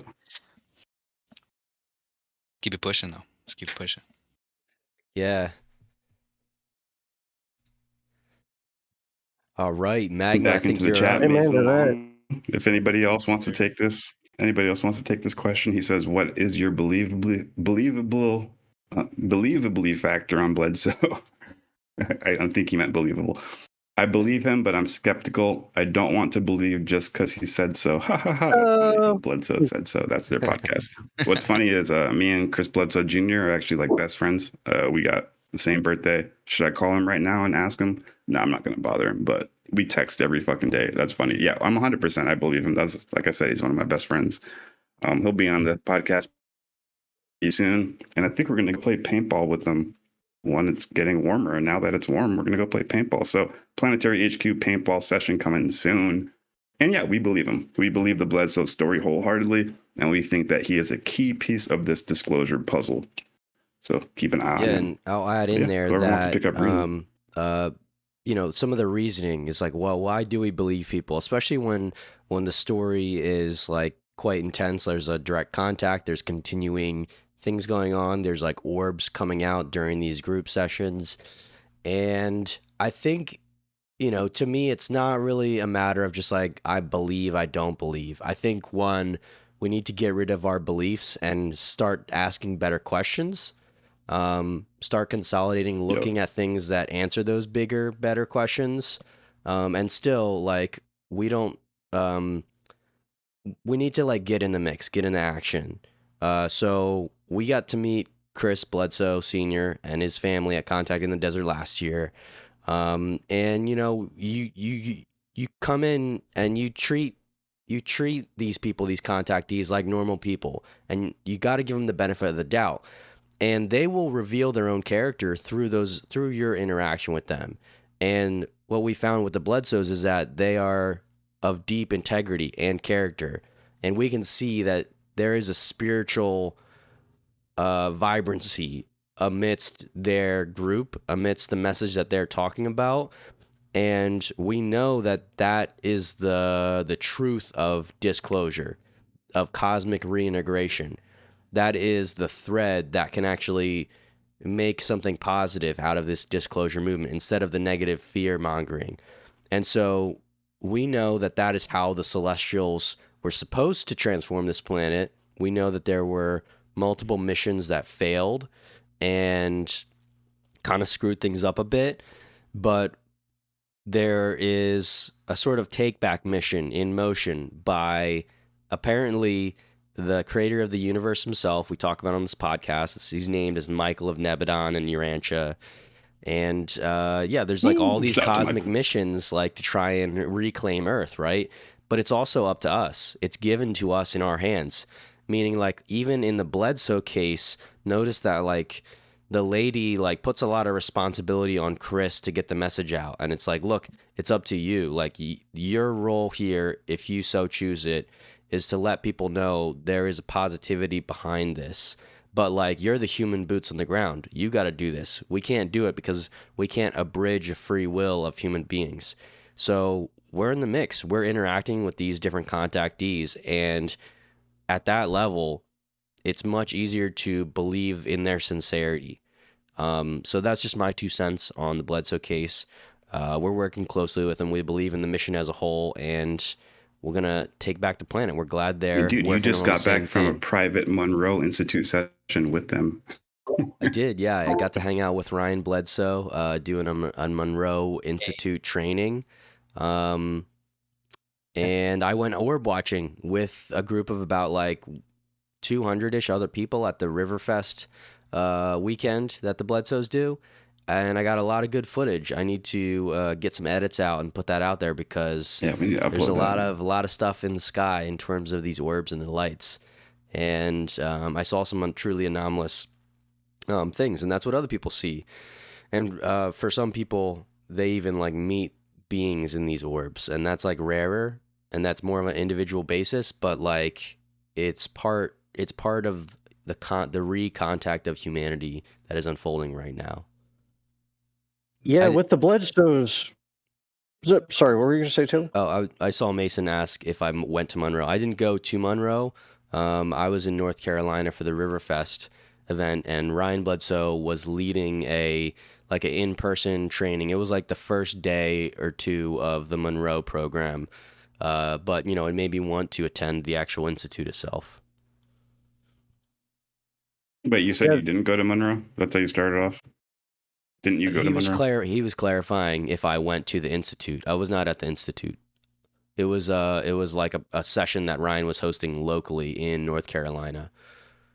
It was a Monroe program. Okay. He's an official teacher trainer. Official is a Monroe program in North Carolina. They have what they call the Bledsoes are doing local teacher ambassadors. training. Yeah, that run these programs. Okay. We did have someone on the channel in a previous live stream who did go to the Monroe Institute, and he recounted his experiences, and it was fascinating. Oh, Chris Ramsey? Yeah, if you haven't seen that episode, go check out our Area 52 interview. We also had someone else. Oh, and Shane O'Mac. Yeah, Shane O'Mac. Yeah. The Ramsey episode is on the channel. Go check it out if you haven't seen it. But so I guess like the chat is blowing up since you kind of brought up Chris Bledsoe. Skywatt Signal, my brother from another. He's saying he got more handlers than a freaking racehorse. Fucking awesome way to bring up the conversation. And this is what's been, nagging at my brain too, because, we know the family, we're intimately associated with them.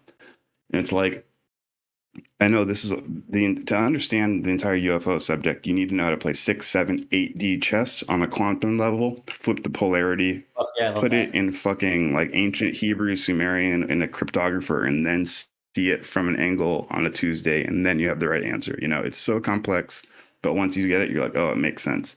Like, we truly believe what Bledsoe experienced was it was real. We're saying it was real. So real that the Vatican came and investigated it, and they said, you're having the exact same experience as, what is it, Saint Teresa or Saint Francis of Assisi, one of the two, but pretty much what Bledsoe. Is that Tim Taylor, the NASA guy who like? Yes, Tim Taylor, exactly. Yeah, okay, so that Tim Taylor was the spook going in, fucking investigating. Yeah, dude. They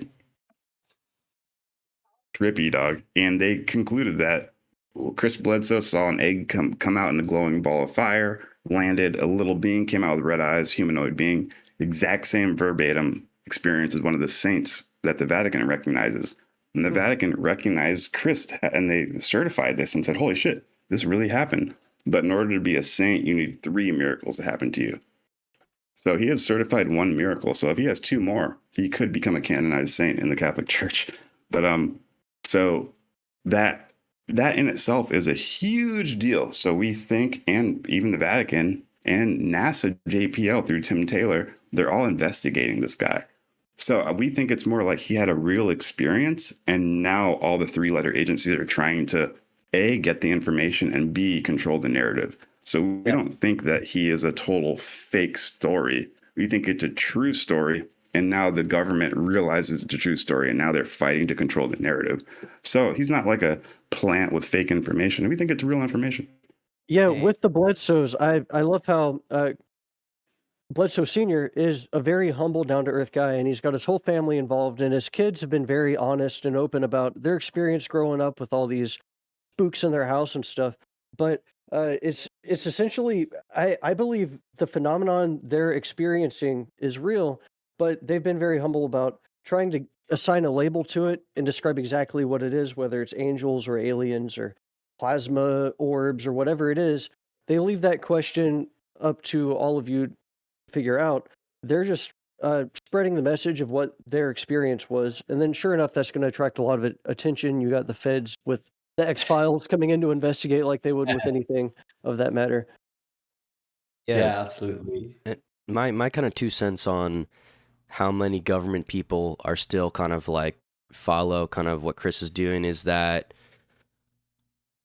Chris is meant to, and this is what the lady kind of tasked him with, is meant to give a message to humanity that the phenomenon is not negative.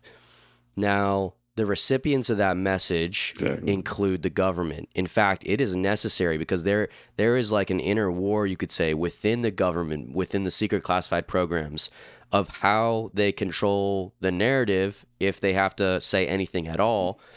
And that means Congress as well. We need people interacting on that government level, showing them the positivity of the celestial contacts. And that's the role that Chris is playing. So I get that, you can be skeptical, if like different government people are, hanging around and, everyone's worried that somehow that's going to compromise Chris. But again, you got to believe in Chris's own integrity. He's been through a lot. He's not about to cave to the CIA, who has been looking at him and even having some threatening moments from different agencies over periods of time. But he stood his ground, and he's like allowing them to still be there and watch. He's like, look, I'm going to let you watch because the lady said they're going to show up. The orbs are going to show up. And this is what it means. I'm telling you, this is why they're showing up. And we need that counter disclosure. In fact, Chris Sr. himself has said that sometimes he gets calls from, the people that work in the government and know about the UFO reality. And they're like worried. They're like, Chris, what he said is that he got a call and they were like, Chris, you're doing disclosure too fast. It's going to be catastrophic. Like, we want you to slow down. And he's like, his response is just like, look, it is what it is. Like, catch up. Like, you don't want to be like just casually talking shit and then a whole bunch of 3-letter agencies show up at your door.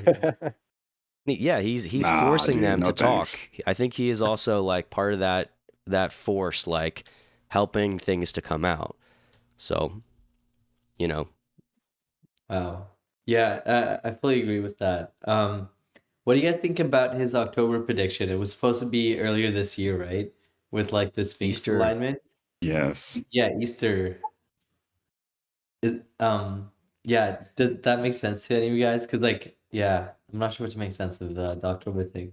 It's a good question. I'm not an astronomist. I haven't like tried to make the calculations myself on the prediction, but I do know that in the Astronomist. book in the book Tater got savage, bro. Man's calling him out on his vocabulary, bro. We joke around here. We Oh, joke dude, around. I got my own lexicon. That's what happens when you're raised on a spaceship. Exactly. That's a future word.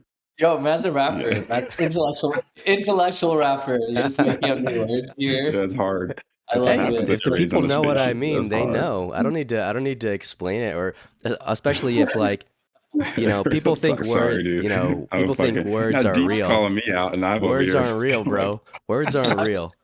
That's for maxing, boys. Like, yeah, I'm just fucking around. Okay, so what I was saying okay, here. fucking cropped us. Okay. So what was it? The Star of Regulus? Yeah, prediction? exactly. I have no idea what that means. From like an Egyptian, standpoint and all that stuff. So I'm sure you guys like know way more than me. Let me find it. I can pull up the quote right now. Because the Easter prediction was not based on.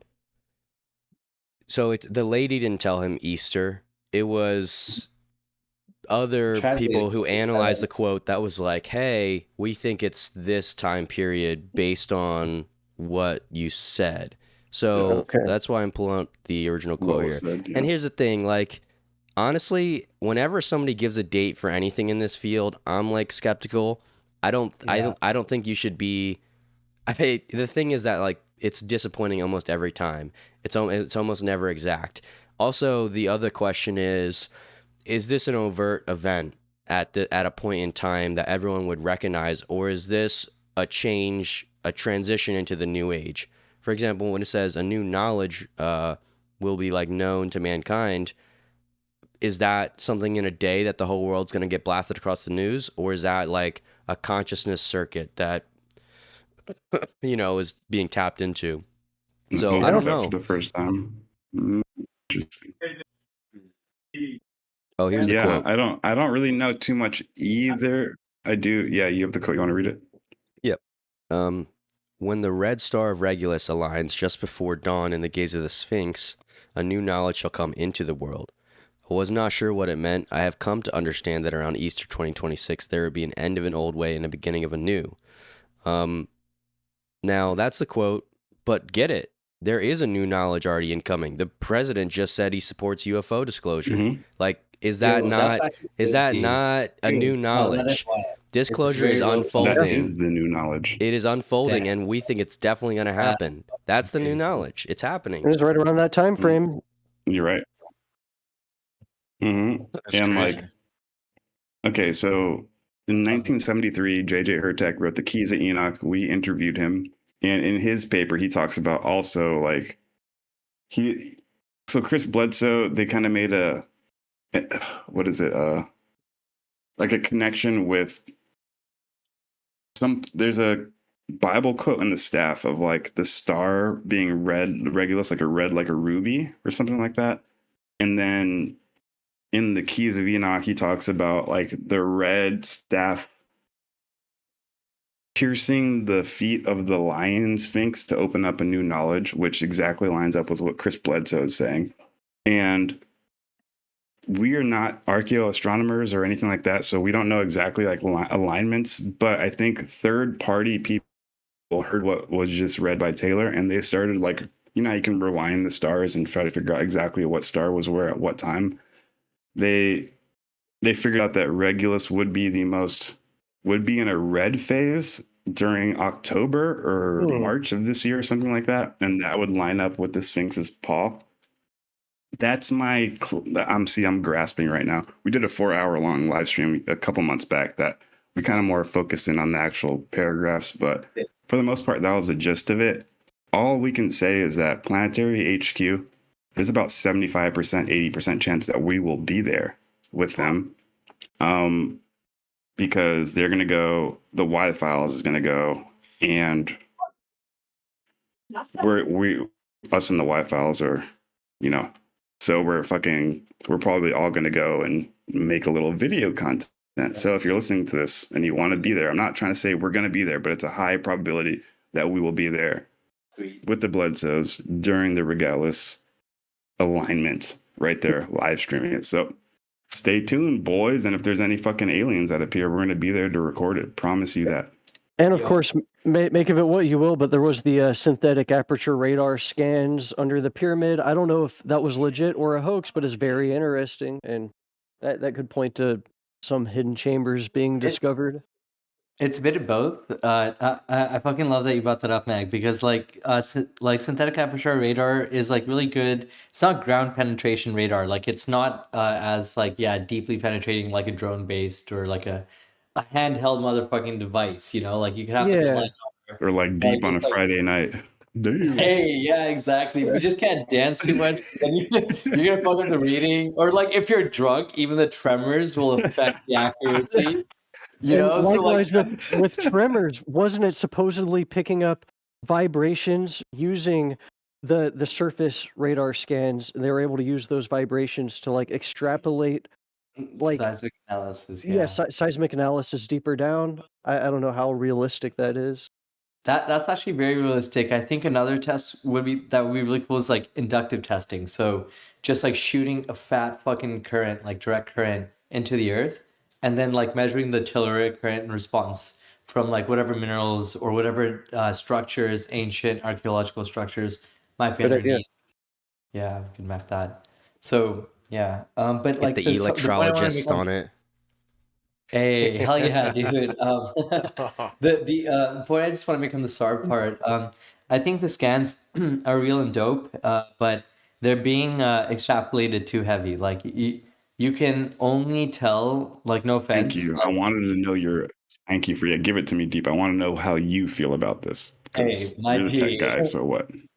Yeah, dude, you can only tell like probably about like 3/4 of an inch. You know, that's what she said, right? Like of depth, like to be. He says, "Tell me the secrets, Steve." It doesn't go that deep, you know. I'm like roasting myself, like, but really though, you really can't see that fucking far. You definitely can't fucking see, you know, like half a mile of structure, whatever. Like, bro, like 100 feet, 10 feet, like, dude, no. With spiral rings going around in detail. Bro, I'm like, yo, that's an active imagination. This one, like, my man's got an hyperactive imagination over here. But, like, you know, it's okay, though. Like, I'm sure he's picking up on something. There's something, but like, when you look at the data they actually got and you compare it to the 3D render they made, you're like, there's some creative liberties they took. Exactly, exactly. Yeah, they were having fun there. But we should still check it out. Yeah, we should do these inductive tests. Like, we should just keep going. Absolutely. I want to briefly That's what I'm saying. on... Like, we should just keep going. I mean, if we can get funding as a team, let's all fucking go. Let's like, if we can get to the Regulus and we can get a little group together, we'd love to have you there, brother. That'd be great. Dude, heck yeah, man. I'd love to sponsor it potentially. I just don't want to get. So one thing that we should watch out for when it comes to expeditions like this is that anytime there's like real UAPs, like what Taylor was just describing, where, you know, not only are they coming, some people like literally see like beings come out, right? Like the like fucking 7 foot to 11 foot tall gray beings. Like these things look terrifying. You know, the stuff that shut down Miami a couple of years ago, like that. I was just about to say the Miami Mall shit, or what? Bro, it's the Miami Mall shit, but like unironically, dude, those motherfuckers have been seen for decades. I'm not gonna lie. Like, and so they'll come out like every once in a while. And like when they do, from what I've heard and understood, they'll fire equipment, bro. So like if you bring like $100,000, you know, like camera, or like really sophisticated digital recording device, that shit could get like totally fucked. So when it comes to like Yeah, so when it comes to like design, like definitely don't bring your best gear. It's because even though that's gonna be your instinct, right? Like, yo, I'm gonna fucking like I'm gonna have my best Right.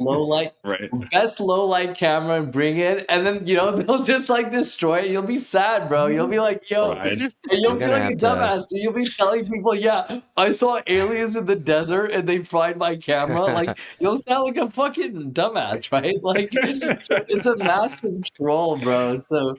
And so Hopefully the lady can give us a pass. We got to set that up beforehand. exactly. Don't Yeah, fry our right. cameras. Absolutely. Yeah, I think you're onto something there. You I gotta get actually, by the ND way, filter. Or, EMF a filter, cage yeah, to dude, block the blast. Faraday cage for sure. Analog equipment, those are your best bets. I think developing electromagnetic force fields, directed energy, weapons that we modify amen, to brother. make That's what we're talking about. yeah, defensive rather than offensive. So, we don't have to just point them at people. We can just use them as shields around us as well, against alien manipulation. That's honestly a much better use case than fucking frying humans, right? From the inside out. Like, And that's not that great. speaking of manipulation, I would like to briefly touch on two questions Mason Long posted in the chat. He says, do you think there is potential for government tech with their mind-altering tools to give people images like Bledsoe got with government versus normal people? It's hard. So that's interesting. It could be a Project Bluebeam thing. And then Yeah. his other question was, UAP/UFO disclosure is going to be selective specifically to distract from the E-files. It's kind of obvious. When has he ever followed through? So that was one of my first thoughts with Trump announcing the alien things. Maybe it is shifting our attention from the Epstein files and all that. And likewise, to touch on mind control and all that, I obviously there is what do you call it? The Havana syndrome, where there's weapons that can give people headaches and alter their mind, especially among the CIA. And then also apparently with Maduro being captured from Venezuela and that whole operation, people reported Yes. ultrasonic weapons disabling their minds and stuff. I do think you get into schizophrenic territory when you talk about like there's encrypted radio messages or radio 5Gs altering our brains and stuff like that. But I will say it has been ever since ancient Babylon and the Egyptian Empire and all the secret societies, mind control has been a major focus. Maybe not so much in terms of altering people's brainwaves, but just in controlling the narrative and through advertisements and who you see as your pop stars on TV and someone like Mr. Beast being compromised, that kind of stuff. I don't know if the government would have gone so far as to give Chris Bledsoe a hallucination. And there have been enough people in the audience reporting orbs, and even irrespective of Bledsoe, I mean, me and Deadrick have seen orbs before. I saw orbs personally when I was out in Monument Valley looking up at the beautiful view of the Milky Way, and you see something that looks like a star moving, and it makes like a zip or a weird curve through the sky, and you're like, what is that? It's far away enough to be a star, but it's moving irregularly just when I look at it and I'm by myself. So there is some kind of phenomena. It could be plasmoids responding to our consciousness. It could be angels. It could be UFOs. It could be all of the above. Absolutely. And probably even more than what we can even And more. That's right. That's the wild part. It's like it's Fuck so yeah, humbling dude. if we remember. Yeah, like we didn't even know that bacteria existed until 200 years ago. Like if you said, "Oh yeah, there's these tiny ass like organisms that you can't see, and they dictate our gut bacteria, how we feel throughout the day, what we're thinking sometimes." Yeah, you'd be called a crackpot. So. Yep. And that's crazy. Yeah.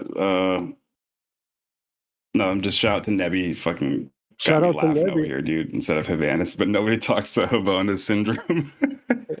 Everybody talks about Havana syndrome, but never Havana syndrome. For you deep into your contact, they say the universe is actually organized and sectored out. They say that the universe is set up like, the United States. There's 50 different states, governors and mayors and stuff, and they all kind of report to a hierarchy up to the president. I say the entire cosmos is sectored out, and there's a celestial in charge of in every sector. And the celestial that was in charge of our sector, his name was Lucifer, and he rebelled against the greater cosmic government. 250,000 years ago. Yeah, dude. Okay, so but that's like a yeah, techno-galactic analog to the Bible, kind of, sort of, like with exactly. it Straight. Yeah. That's shit. Jesus Christ, Okay. deep. Exactly. Great. All right, let's go. This I'm motherfucker's a DLC to beast, the dog. Bible, bro. Straight up. It's the Yeah, expansion. exactly. Right, Right. It's like exactly Yeah. expansion pack, and they said they gave it to us in 1911 to 35, so because our Bible was way too distorted, and they wanted us to have the right information. So that was the real war in heaven. It's more like a geopolitical war for astro turf in the astral realm. So not astro turf, but astro turf, astro. Damn. You know, astrophysical space, not geophysical space. Yeah. But and it says that the entire universe is actually set up like a, God uses geometrics to create everything, and it says that the universe is set up like an atom. Like, So like yeah, how like there's an a nucleus electron with orbital. protons and neutrons in the center, and then there's electrons on the outside revolving around the outside, and the solar system with the sun in the center and planets around the outside. Then you get a galaxy with a black hole in the center and stars revolving around the outside. The Urantia book states that the entire cosmos is set up like this, and it's all revolving around a central point, and the central point is the dwelling place of what we call God.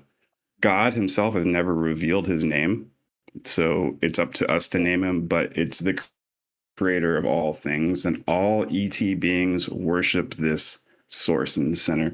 And the reason I bring that, why did I bring that up? I forget. Havona. But it says that's Havona the syndrome. entire setup of the. Oh yeah.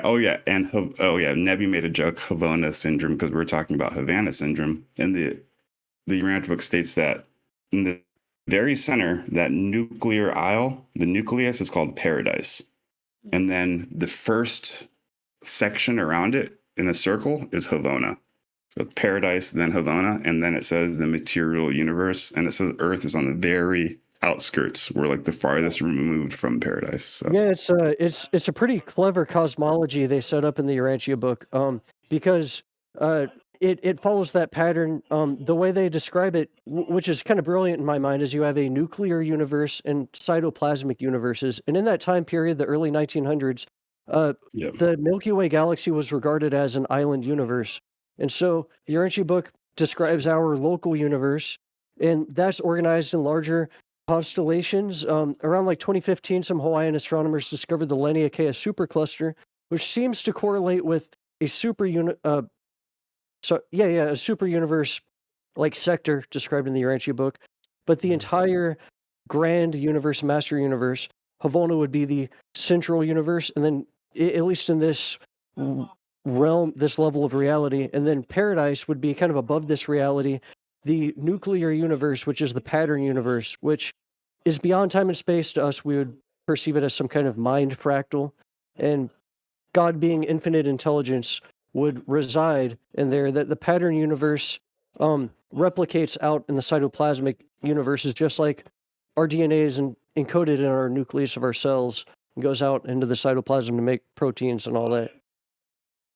The fractal-like aspect of the universe, right? That a lot of people converge Yeah.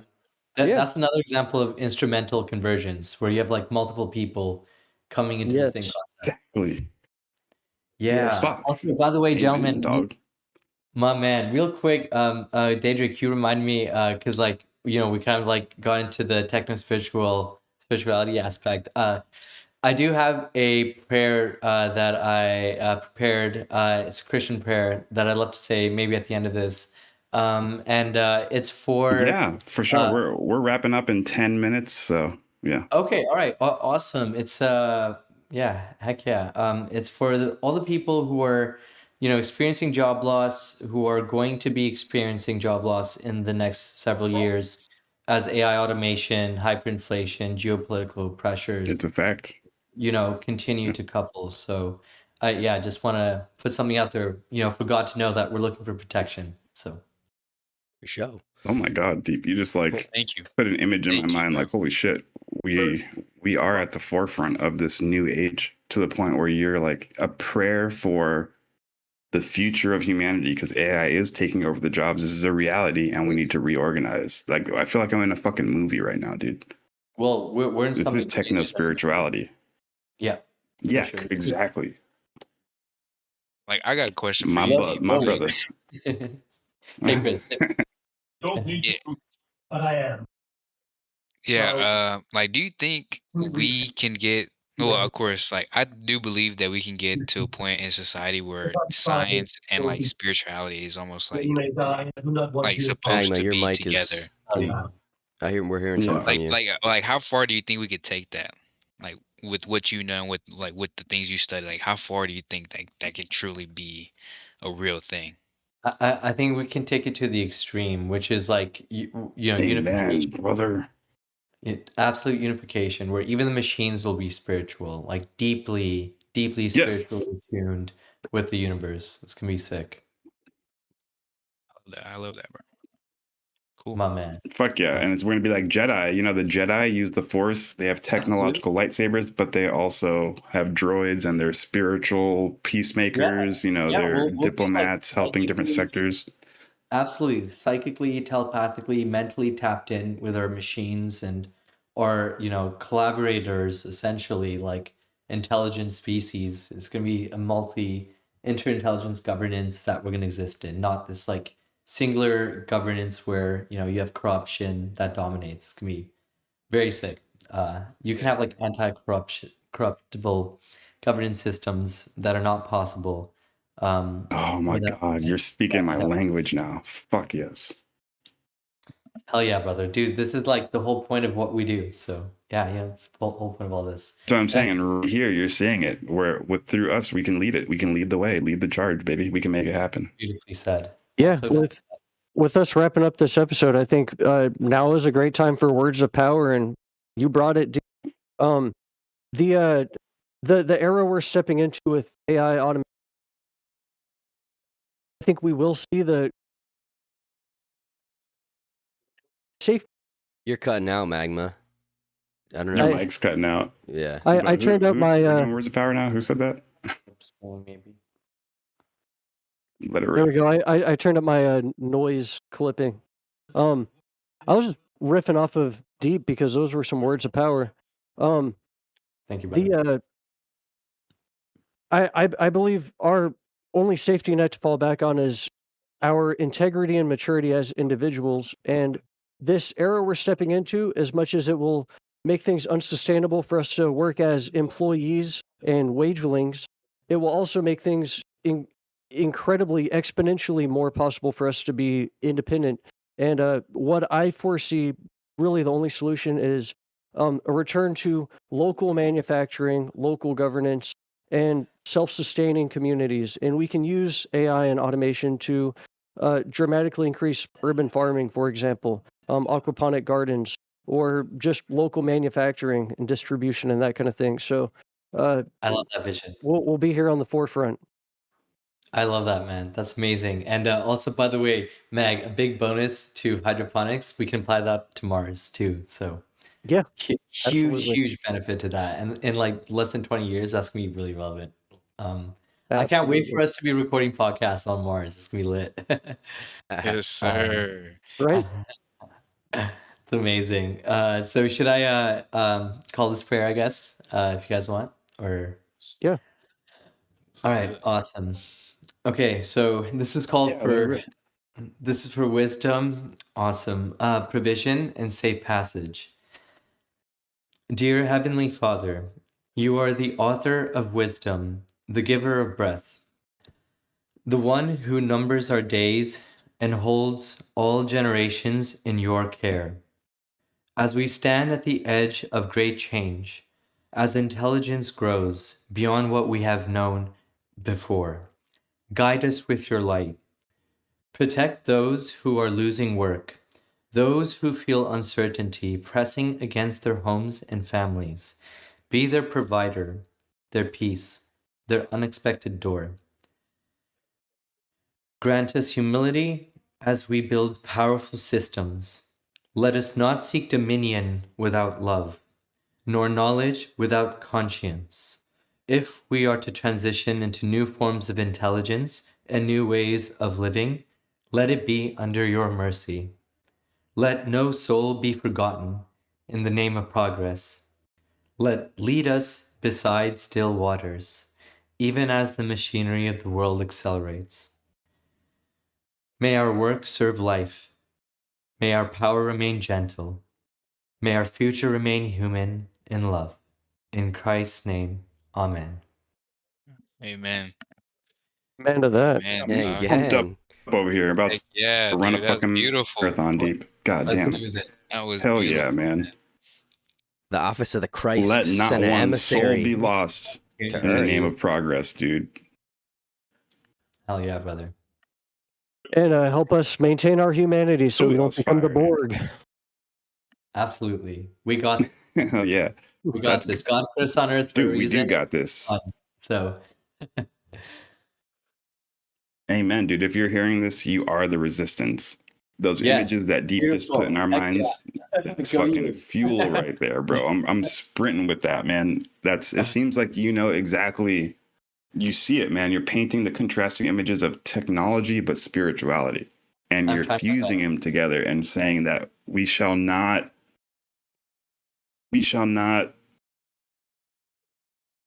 what is it, sacrifice our spirituality for the sake of technological progress. But we Exactly. need to progress technologically. And that do. to me is shit, dog. That's the Jedi, man. We need to seek You going meaning. deep. We going deep with deep. Amen. That's it, baby. I mean, Planetary HQ, we want you to be the best that you are. If you're hearing this, we want you to realize that you are more than what you think you are. You're not just a lowly animal toiling in the dirt, grasping around in the dark. You're a beautiful cosmic image that was sent here for a specific purpose to help this planet get to where it needs to be. We need you. We all need each other. And these people who are fucking us over through money power, through greed, through hidden agendas, because they truly do not give a fuck about us. They truly don't care about us, and they just want to take our money, and they laugh about it amongst themselves. Those people are our problems. It's not people who speak a different language. It's not people who are a different color than you. It's not any of that shit that people are fighting about today. It's not if you're a Republican or a Democrat. You're wasting your time on that shit. We need to focus on the people who are in charge, who don't care about us, and who are willing to exploit us and manipulate us to extract dollar bills so that they can have a good life before they die, while we have a shitty life. That's the future of humanity. That's why we're over here trying to scream at the top of our lungs that, hey, we have anti-grav deep in some underground basement and we're trying to get it out. Hey, the Antarctic Nazis are real. You know, all these concepts are fun to talk about, but we're really having good fireside conversations to build that bond and unity, because whether or not the Antarctic Nazis are real or not, we need to unify against people who are manipulating us. So thank you for listening. Like I said, if you are hearing this, you are the resistance. Hit the like, hit the subscribe button so you are up to date with all the celestial broadcasts, and fucking maintain that fire in the belly, because you need to keep that when no one's looking. When it's just you're by yourself and naked and you think no one's here to help, that's when you need to rise up and show that fire. So I know it's hard. I know it hurts. I know you're white knuckling it, but keep that flame and know that we have our flame too, and we will merge soon, baby. Those are my words of power. Somebody take it from me before I fucking blow up. For this man launches to space, you know? Instant ascension. Yeah, I believe the reason we are here is to increase our consciousness, and a part of that, I mean, if God is a creator and he wants us to be like him in his image as creators, he designed this world with all these mysteries for us to unlock, and the scientific method is a very important part of that. Understanding engineering and solving problems. I mean, really, that's all engineering is solving problems. And we got a lot of problems to solve. We need to solve the right problems, and that's what we're here to do. Well said. And I think that's what the Yargans are teaching us, right? Absolutely. Heck yeah. Nah, man. Chris, you got any final words? Me as a young guy, like I'm probably the youngest dude here. I'm like 20 years old. I just turned 20. So like, wow, that's amazing. That's you guys. Oh yeah, happy birthday! You just turned 20. Yeah. Dude, and you're surrounding yourself with this kind of knowledge at that age, bro. Like this guy's gonna be like an ascended master by the time he's my age at 30, bro. That's what I'm hoping you for, bro. recognize exactly what I kinetic, dude, like magma level, you know, like That's what I'm hoping for. take I want him. everybody to realize that it just takes just one conversation with somebody for your mind to like realize that there's other perspectives that need to be seen.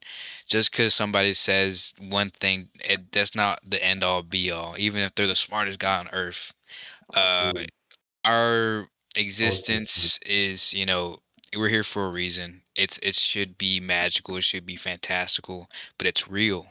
It Amen. really is real. Like all of this stuff, as crazy as it sounds, there's truth behind every word. We are the Avengers, bro. Planetary HQ, we are Amen. them. Like we're the superheroes. It doesn't seem as crazy as you may think in your mind, but I'm an Avenger. Deadrick's an Avenger. Deep is an Avenger, bro. We're just getting everybody together so we can unify and beat the big bad in the end. Like it just shouldn't take 50 a million years for us to get to this point. Like we just need to put our heads together and just continue on building each other up. And so, like the process just continues. Like there's always a cycle to something. Let's start a good cycle instead of another negative cycle that we get trapped in for like the next million years. Let's try to do something uplifting, something that pushes us forward as people and spirits. Amen. With that, Beautifully said. speaking truth to power, I want to give a shout out to the Iargan crew that took a moment to step aside and allow, I guess, what did he call himself? Stefan Denarde to get a glimpse of another society. It's amazing. We're reading this now today, some 30 plus years later to almost 50 years later. 40 plus 20, that's 60, 59. 59 years later, like mission complete. Like Iargans have touched the minds of deep thinkers. Buddy. Of Magma, we're getting some audio from you, I think. Something's cutting in. I bet. Yeah, so I'm giving a shout out to the Iargans because they are changing, pioneering thinkers, including us on this channel, in the video. including Ask your mom. everyone watching this live stream. This is going to be on YouTube for 10 plus years, introducing more people to the philosophy of justice and efficiency. Like we need this on planet Earth. I just felt the power of that, Taylor. Yeah. So give a shout out to the cosmic family that has reached down at points in time and tried their best to explain things to a society that by all means does not appear to want this knowledge, does not appear to be ready. And we know that, when the Iargans first landed and when they've been observing us, we know that like we didn't look like we were ready. We didn't look like we were up to the challenge, but I'm just saying we are. And thank you for believing in us. And we will take this mission all the way. We will save this planet. That's right. We will take it back from the rogue Anunnaki bloodlines that diverted us onto a separate timeline, or a timeline of separation that separated the nations into warring states led by various ultra-terrestrial influences that were doing their own thing, totally apart from the cosmic government. Literally space opera, magic Marvel type realities that we thought was relegated to science fiction. And now we look at the UAP truth, the disclosure unfolding before us today in 2026, and we're like, oh my God, like it's all real. The Jedi, the Sith, but yeah, I don't know. That's kind of the end of my rant here. I'm thankful. I'm thankful for those celestial thinkers who do believe in us and grant us the power and the opportunity to make this planet what it should have been. Heck yeah, bro. That's what I'm talking about. Heck Recognize yeah. the celestial team. Hey. Right, that's what I'm talking about. Awesome. Thank you for listening, Jeff. Thank you. There we go. Get all the sound bites we can get. If you're listening right now, appreciate it. If you're a new listener, hit that like button, hit that subscribe button, share it to your friends. If you like what we're talking about, leave a super chat. get your questions answered into the next episode. Like, yeah, if you want a question specifically in the next episode for one of our future podcast interviews, leave a super chat. My brother Deep, he'll be here and for future episodes. I think right now it's safe to say that we do need to actually have an official interview with you. So we'll plan that in the next couple of weeks. A little standalone interview where we're just picking your brain. But when it comes to the Iarga series, we got to have you. Wonderful way to spend a Sunday afternoon and morning. And I'm deeply honored. So much love to everyone. Let's get it. Fuck yeah. Let's get it, boys. Peace out, everybody. Hey, thanks for watching, y'all. Tune in next